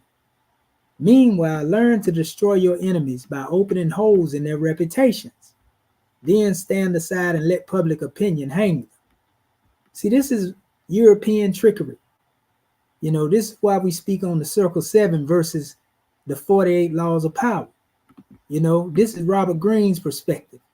He got whole breakdowns in here in regards to dealing with what he called the observance of the law, and reversing the law, interpretations in regards to dealing with these things. He goes into it. Once you have a solid base of respect, ridiculing your opponent both puts him on the defensive and draws more attention to you, enhancing your own reputation. Outright slander and insult are too strong at this point, and they are ugly and may hurt you more than help you. But gentle barbs and mockery suggest that you have a strong enough sense of your own worth to enjoy a good laugh at your rival's expense. This is all devilishment, family. A humorous front can make you out as a harmless entertainer while poking holes in the reputation of your rival. All this is tricknology. You don't need this in order to sustain your reputation. All you got to do is be a man of your word.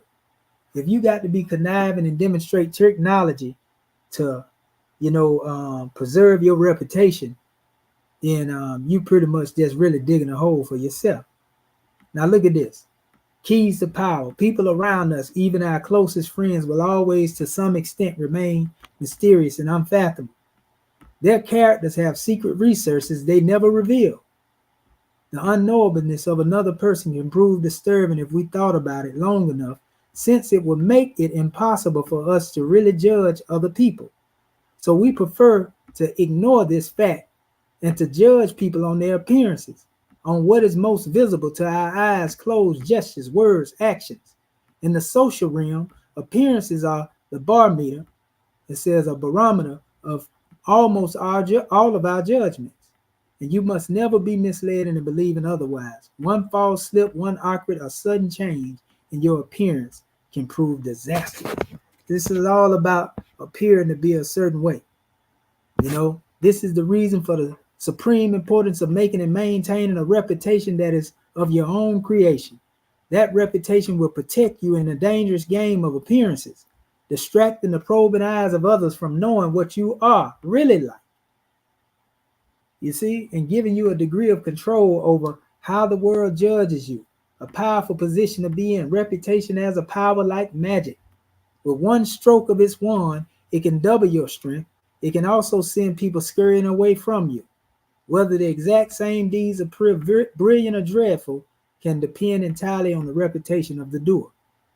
You know, so I'm telling you, man, a lot of this stuff ain't real in the real world that this dude talking about. It sounds like good philosophy.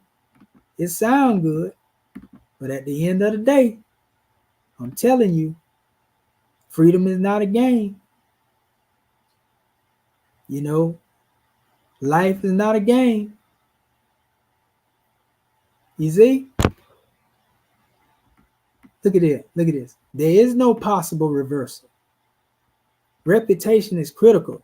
There are no exceptions to this law. Perhaps not caring what others think of you, you gain a reputation for insolence and arrogance. But that can be a valuable image itself. Oscar Wilde used it to a great advantage. Since we must live in a society and must depend on the opinions of others, who depends on the opinions of others? See, that's where he's wrong at right there. There's nothing to be gained by neglecting your reputation. By not caring how you are perceived, you let others decide this for you. People gonna feel like they feel anyway. You have no control over the way that people perceive you. Don't let this European tell you that you can control the way people perceive you. If they don't know you, they're gonna see you through the eyes of their own lenses. Be the master of your fate and also of your reputation. You know, nothing can be further from the truth. It sounds good, you know what I mean? But this is what's going on. This is a matter of somebody trying to protect a reputation, a character, an image that don't exist. So now, going toward our closing measures, I want to talk to you about a few things. In our teachings, we talk about the 5 folds of man. And there are 5 folds that man have that are mentioned in these teachings. And if you listen to what's being said here. I want to give honors to our Grand National Chairman, Dr. Akin Pert M. Heru Tutankhamun Bey. He said, fearfully and wonderfully are you made, but you should not vaunt the body. See, all that what you think you are about your reputation, the way you dress and all. Don't vaunt the body because it was first formed, nor your brain because therein thy soul resided. Meaning don't think you the stuff. You can outthink and outsmart everybody because you a little sharp. Don't do that. Is not the master of the house more honorable in its walls? Wherefore is consciousness reposed on thee alone? Thinking, understanding, reasoning, willing, remembrance. Call not these the soul. They are its actions, but not its essence. That thou hast a soul is of all knowledge, the most certain of all truths, the most plain unto thee. Your one life is the summation of reincarnations that you must spend to build your temple of perfected man. Upon the plane of soul, you are a soldier and will meet untold foes who are commanded by the 5 major generals. Still, there is no failure for the human soul, so you will conquer them all. But in that conflict that cannot be told in words, there is only one great God, and all men are the children of this one Father. This does not change merely because carnal man sees himself as many. This fallen thinking will change as he looks into the true face of man, only to see himself as God. Once you learn to esteem as you should, then you will come to understand through your life or through your strife that you will become, pardon self, you know, the pinnacle of wisdom. Love, Noble Drew Ali, through Akin Pert M. Heru Tutankhamun Bey, Swift Angel #1 Grand National Chairman. Now listen, the five folds. Dear children of wisdom, the term man means thinker, and the five folds burn deep within the heart of mind of every man. The essence of learning to be a mastermind rests with the powers of wisdom, now activated in the conflict of perfection between the higher and lower self. This is the only true opposition that that must be resolved in the heart of man. This is your true opposition. Ain't no op outside of you. In that particular way, yeah, they exist, but they ain't gonna win over you unless you allow them to. In our Moorish schools, the acceptance of this discord is called the Great Meeting Zone. Here our people will be taught the first duty of an adept is to become a master of his own mind, his or her own mind. One who has accepted the responsibility of conquering all enemies set against perfection of the divine heart and mind. The chapters of this pamphlet are a consolidation of the tools used to set your house in order to teach you to be as one who made you. Welcome to the upper room, your true Moorish science temple of perfection, to receive warnings, commandments, and holy instruction from the holy prophet now called the five folds. And these are the five folds: instability of man, inconstancy, weakness, insufficiency of knowledge, misery. These are the true foes of man. Human of creatures. All creatures think, and every creature possesses a will. A clear examination of the fall of man reveals when the Spirit of God was planted into the soil of soul, it took on the now human form and fell. When the men of Hugh fell, they fell head first from the divine into the slow nature of carnal thinking, where his will became sluggish and his understanding nil and to void. The way he thinks instantly becomes the enemies of perfections, which he had to fight in order to return to himself as God. Our more advanced adept scholars of today often surmise these enemies into 5 chapters from the book of the 7 seals, call them the five folds. Their sum derived from chapter 1 when they read, perfected man must pass through all the ways of life, and so carnal was full manifest a nature that spring forth from fleshy things. Without a foe, a soldier never knows his strength, and thought must be developed by the exercise of strength. And so this carnal nature soon became a foe that man must fight. Your own carnal nature, not somebody else's carnal nature, your own carnal nature, that he must fight, that he might be the strength of Allah made manifest. Unnumbered foes will stand before man upon the plane of soul. These he must overcome, overcome them every one. Thus hope will ever be his beacon light. There is no failure for the human soul, for Allah is leading on and victory is sure. You know what I mean? So we got to know who the real enemy is.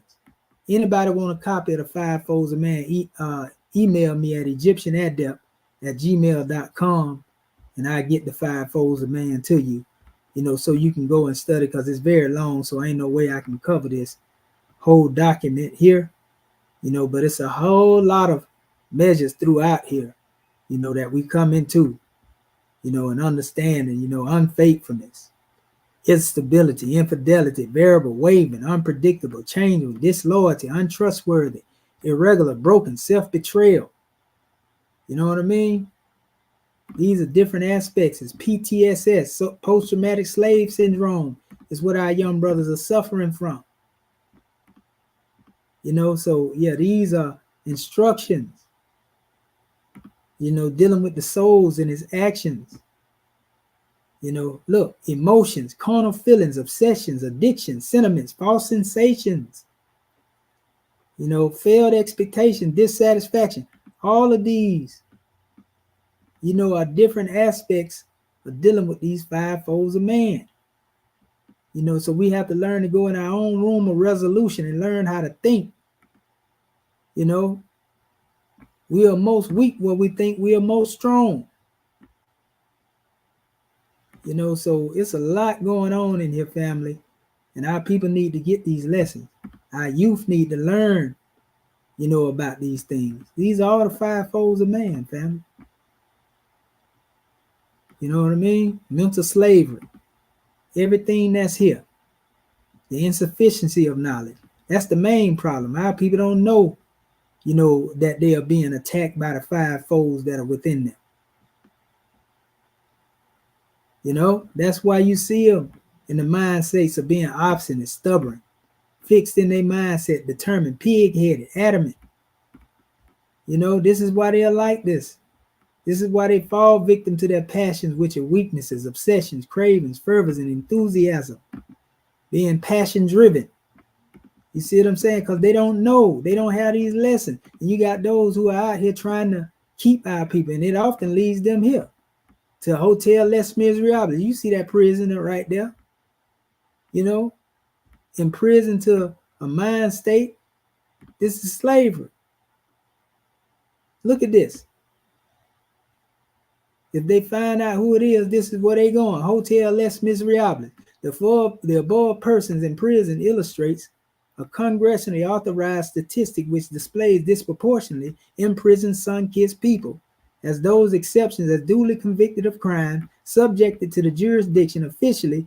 These inmates are now slaves with numbers, better known as chattel properties, now owned judicially by the corporate United States. In reality, the prison industries of the USA is the highlight of the infamous shallow grave that holds the personage of the West African gods labeled Hiram Abiff. The prison systems are showcased as USA's maximum security facilities to divert the light away from the Negroes, black, and colored people. NBC still housed in the minimum security states and cities and societies. Those already on lockdown are displayed and confined by the U.S. laws to maximum prisons of misery. Meanwhile, those left in the minimum security of society are only existing in a denationalized misery and various anticipations of death. Which we could see our young brother, in the state that he was in. So yeah, that's where everything leads to a life of misery. That's the last four. Instability, inconstancy, weakness, insufficiency of knowledge, and misery. That's an inverted thought pattern, family. That's an inverted thought pattern. We got to learn how to think again. We got to learn how to will, understand, remember. We got to understand this, family.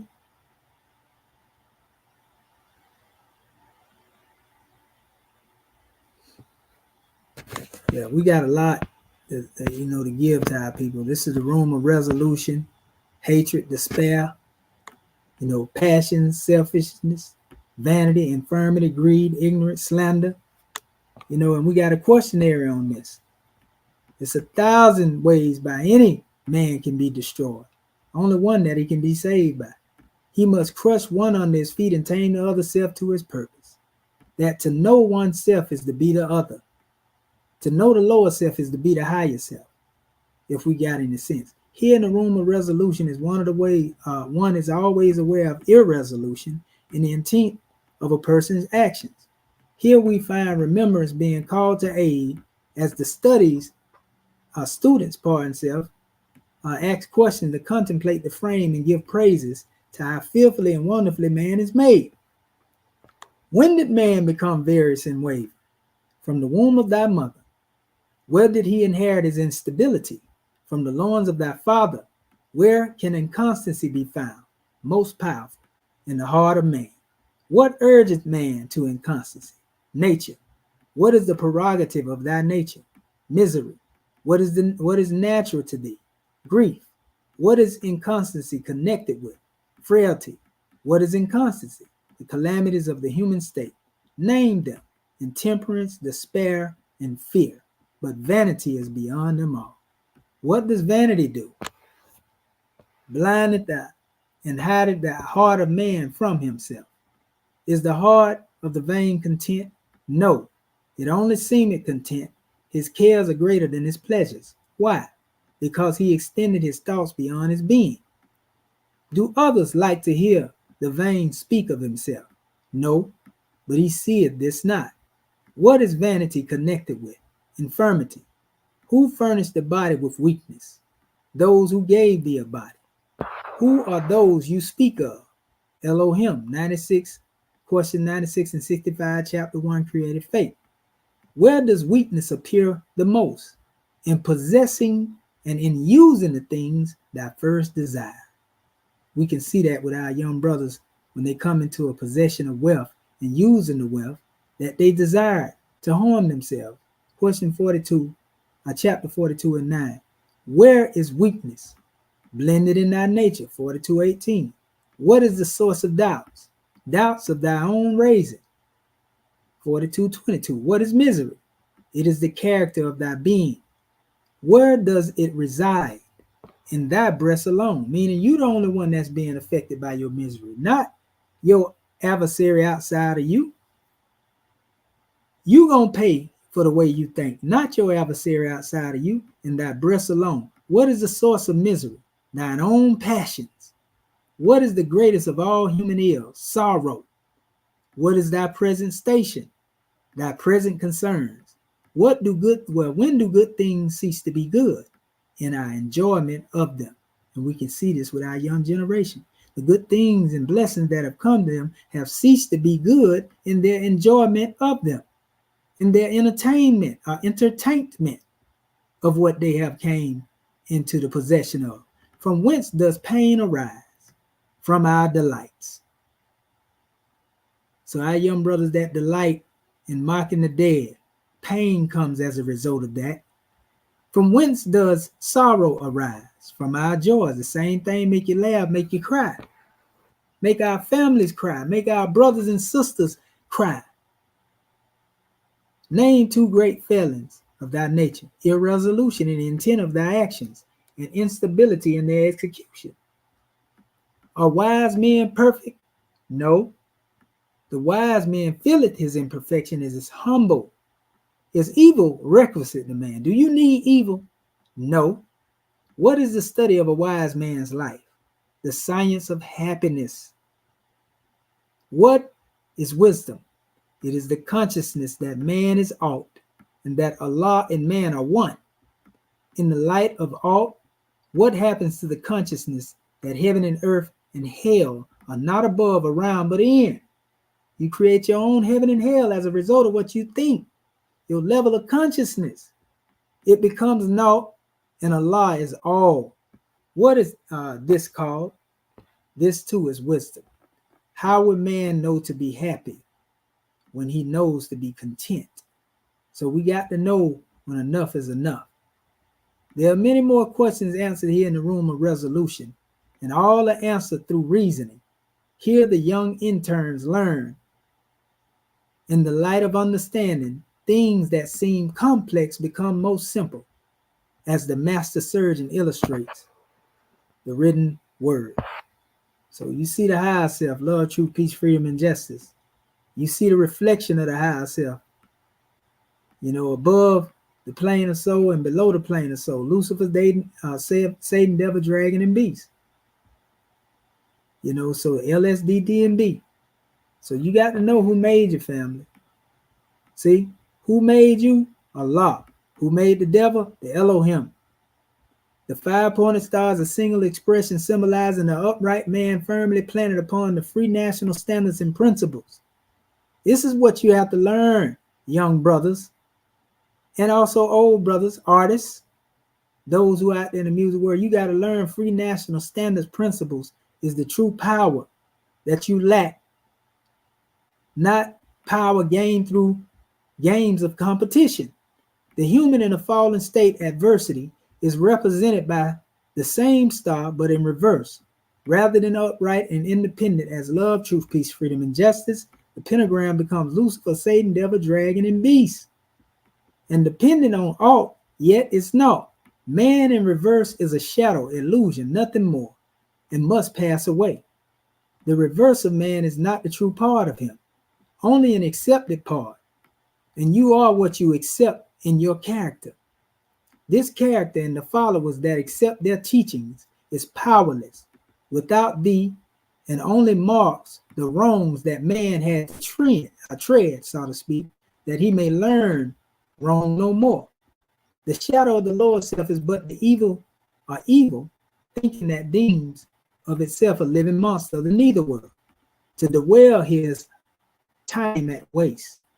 But before the patient is sent in, let us sojourn into the workshop of the mind where tools are stored. With these tools and their infinite uses, the thought pattern must be transplanted from finite point of view to infinite wisdom. And so we have all of the tools that are necessary to be utilized in the workshop of the mind where thought is used to build character. That's a whole nother lesson. And last but not least, in our closing, I want to talk about the esoteric truth about competition. And it states, I quote our chairman, to all African athletes, entertainers, politicians, celebrities, heroes, participators, spectators, etc., the more often than not, a person endures a greater hurt from what they do not know than what they think they know. The descendants of ex-slaves in the United States need a crash course in the natural uses of their bodies. If man does not know precisely what the body is to be used for, then he and his fellow men will misuse and abuse it. Noble Drew Ali taught in his Creation and Fall of Man, chapter 1, that creative fate gave the spirit man a soul that he might function on the plane of soul, and gave him a body of flesh that he might function on the plane of things made manifest. Man is not the soul or the body. His essence is pure spirit, as pure as divine source from whence he came.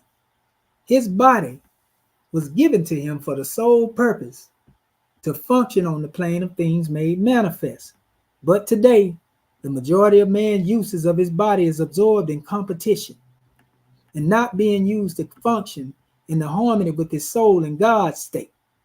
The paradoxically, it says of this status is applied to the so-called blacks mainly because they have no idea of who they are and therefore is the most vulnerable to the body's misuses. The foundation of Western competition rests solidly upon duality, which spurn the list of little differences used by Willie Lynch, a master of mental slavery among men. Under the auspices of competition, African bodies in the Western Hemisphere are misused around the clock, be it sports, entertainment, styles, families, religions, or professional athletics. The body is subjected to stress, drugs, garbage foods, injuries, concussions, and unnatural diseases manifold. Forgotten is the most basic of all bodily functions, health. In speaking further on the divinity of the human body, Ali teaches the blessings, O man, of thy external part are health, vigor, and proportion. The greatest of these is health. What health is to the body, even that is honesty to the soul. Competition is now used, it says, as the home of physical fitness. What the once called colored people must come to realize is competition has nothing to do with health. Health is one of the great harmonies of life and is holistic maintenance of the human body, which is the gift from the great God. Very important, family, that we know this.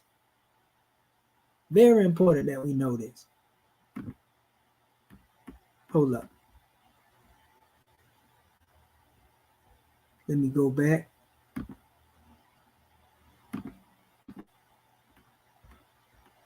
Okay.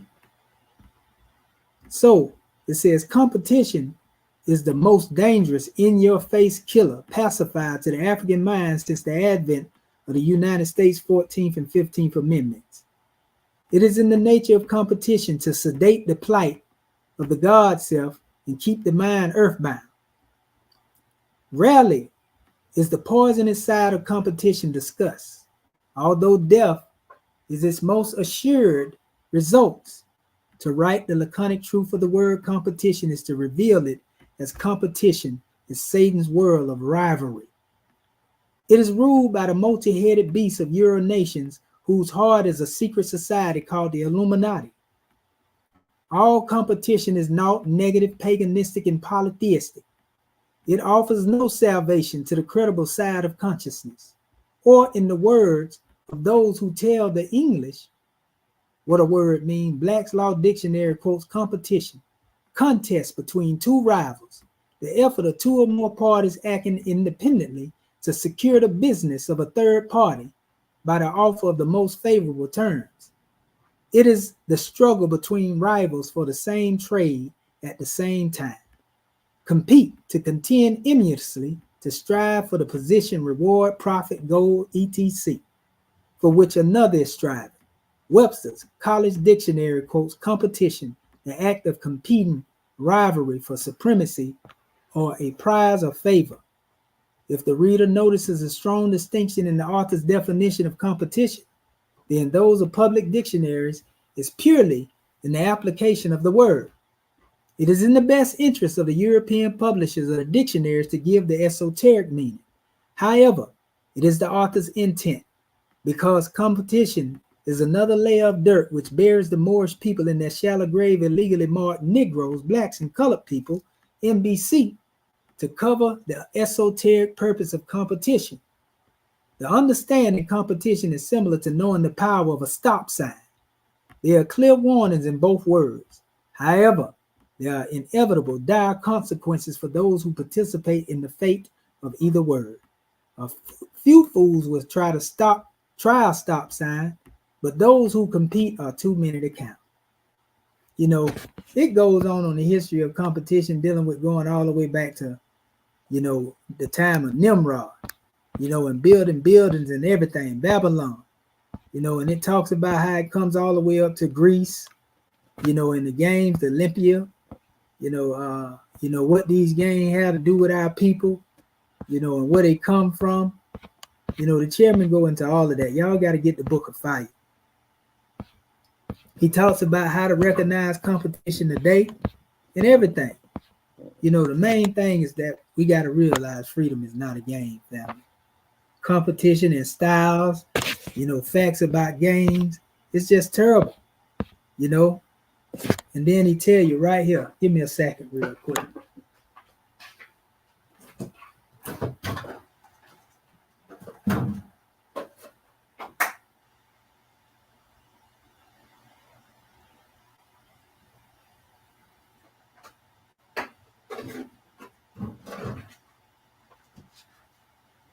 Okay. It says all competitions and wars are subservient to time, and they thrive upon the things that Satan exploits: hatred, aggression, rape, murder, envy, vanity, racism, theft, jealousy, malice, nationalism, lewdness, misery, slander, multination, pogrom. Ironically, competition is a development from rivals of identical similar statuses. The life of one is contingent upon the other ultimately acquiring the same negative results. They are alike, yet competitively classified as different or greater. Losers and winners, heroes, villains, whites and blacks, slave masters and slaves, civilians and convicts, gamblers and preachers, cowboys and redskins, lovers and players, saved and sinners. All of these are different forms, of competition. It is a thrill of victory to one brother over another brother's agony of defeat. Yet in the world of dualities, competition made fools of an entire family because it devours both the participators and spectators alike. In the grip of competition, there is no distinction between the two. Man is not created to gain strength from weak sources. He must grow in wisdom by exercise of thought. When his mind is idled or pacified, is also when he is most weak and vulnerable. Most men born into the socially induced world of competition have adopted so well until they are weak and vulnerable, self-accepted as normal, and they live each competitive day without question. Still, although the devil can do mighty works, it is noteworthy how he is able to convince an entire civilization that competition is necessary and healthy for political, economical, social, religious growth. Worse yet, people would rather believe this lie than revealed as fools. It says competition anchors the minds of the hearts of men to carnal life. If man is to be victorious, he must conquer self. Every victory over self gives added strength. Lil Wayne had a song back in the day, "Show Me My Opponent." Your opponent is your lower self, family. So with that being said, You know, it's not the brother outside of you, the sister outside of you. Your own adversary, your true adversary is your ego. You know, so again, you know, we want to give honors to all the family that's sitting here listening.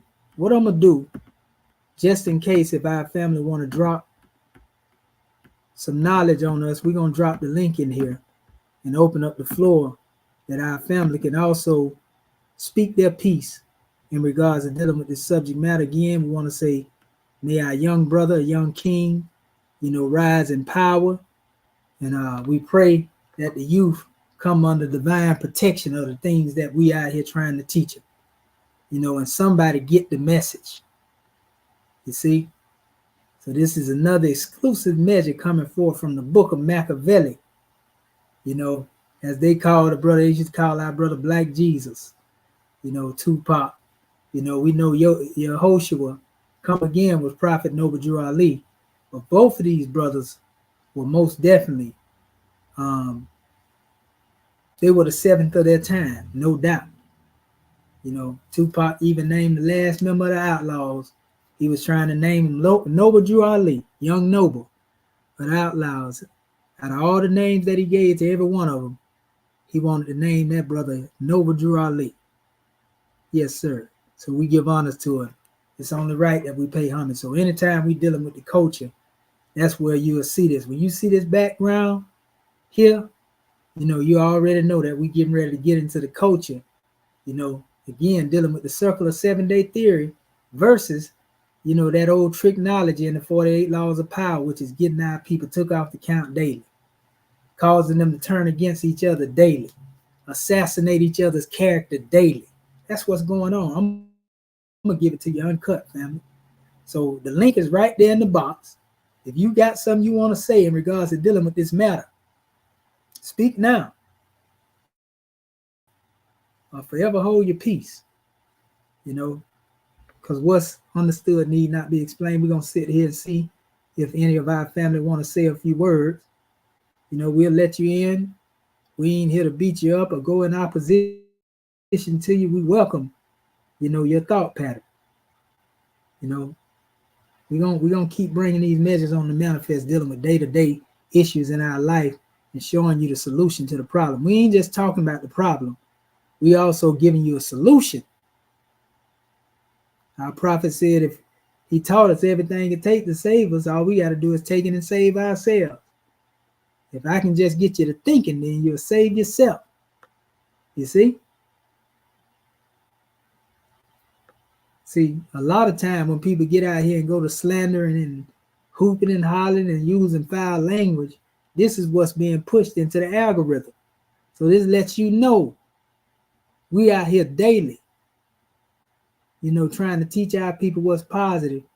And you see how hard it is for us to get this truth in the algorithm. That's why if you're here, you got to like, share, and subscribe. In order for us to get this thing through the algorithm, you got to share these videos, even when I ain't doing them. Go to the channel and start sharing these videos, family. Because we got way too much information that need to be heard by the people that ain't being heard. You know what I mean? So I guess we don't have nobody that want to come in. So, you know, I just want to give honors to all of our family. You know, and I want to give honors to everybody that's here. You know, and we're going to keep, like I said, tapping into these moments that deal with real life situations. You know, and we still going to use the apparatus to teach. We're going to reflect back on the lessons. You know, if we ain't doing that, then what we doing? You know, I never get up here and slander that young brother, you know, and going to his demise. You know, or the brother that's supposed to be his opposition and call them dumb, stupid, and ignorant and all of this here. They may be ignorant of what it is that they don't know. But how can you know unless you have a teacher? See, it was written to all you Bible thumpers out there. You know, my people are destroyed for a lack of knowledge. You know, and it says, since you have rejected knowledge, I will reject you and your seed after you. So you the reason that these seeds ain't got this knowledge. Because you've been rejecting knowledge. You've been rejecting information. that can free our people mentally, physically, and spiritually. And so now the young generation is suffering as a result of this rejection and this rebellion of some of you old heads that think you too old to learn. Thanks to you.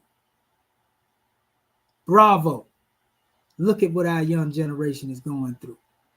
I want to give honors to the faithful that's always showing up to hear what it is that we have to say, because this is what you ain't getting on them other channels. Despite the numbers that they have, they ain't giving you this. They want to add dirty laundry and entertain you or entertain you. But they don't care about these subject matters. We do. Like I said, we're going to keep it coming. So, with that being said, I'm going to go ahead and go out, and I always like to go out this way when I deal with this. I'm going to go and close this demonstration out since nobody want to come up here and speak on it.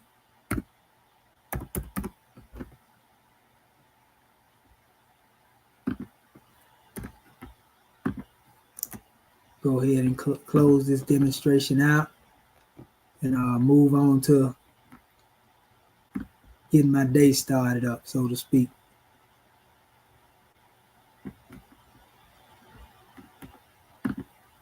Let's see here. So we're going to close out with our good brother Nikolai Giovanni, who took the other portion of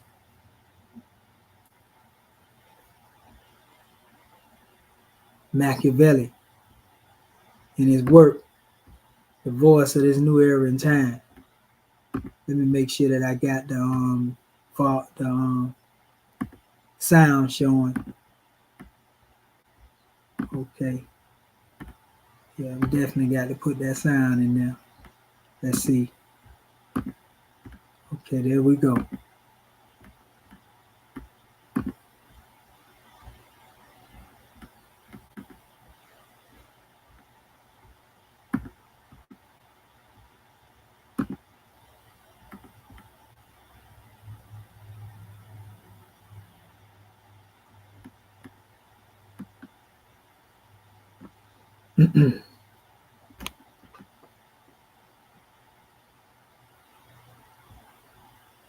Oh, they still ain't letting it go up here, I see. For some reason, I don't know why. Almost like it's blocking.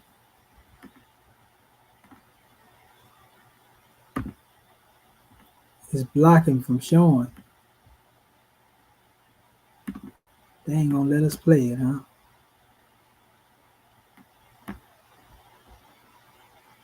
We got a lot going on out here, I see.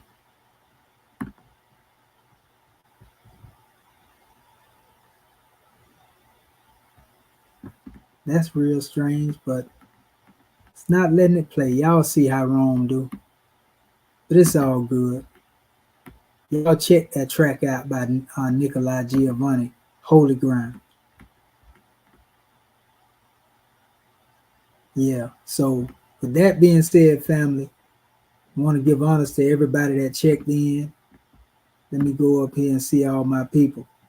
Noble Brian Born Dog, honors to you, family. Tyrese Bay, Don L, Adrian Johnson Bay. I want to give honors to all of y'all. Dwayne Stewart, honors to all of y'all, family. Y'all already see how Rome do it. That should tell y'all, what it is that we have to offer over here, brothers and sisters. Rome is doing everything, even coming on our conference calls, to try to stop this message, family. But in spite of, you still see we on the front line, trying to get it out there to our people. You know what I mean? We definitely know they got a shadow band, brothers and sisters. But the only way we going to break through this algorithm is y'all keep sharing this demonstration, and so forth and so on. I don't have paid views. I don't pay for views. You know what I mean? I just put the truth out here. So that being said, peace, love, and law at all costs. Be sure to check that track out by our brother Nikolai Giovanni, Holy Ground. And it's a powerful message. But honest to you, family. We'll be back again Rest in peace to our young brother, and may our young generation come into the knowledge of truth. And it's our duties to give them a jewel when we see them. So peace, love, and law at all costs. We love you, family.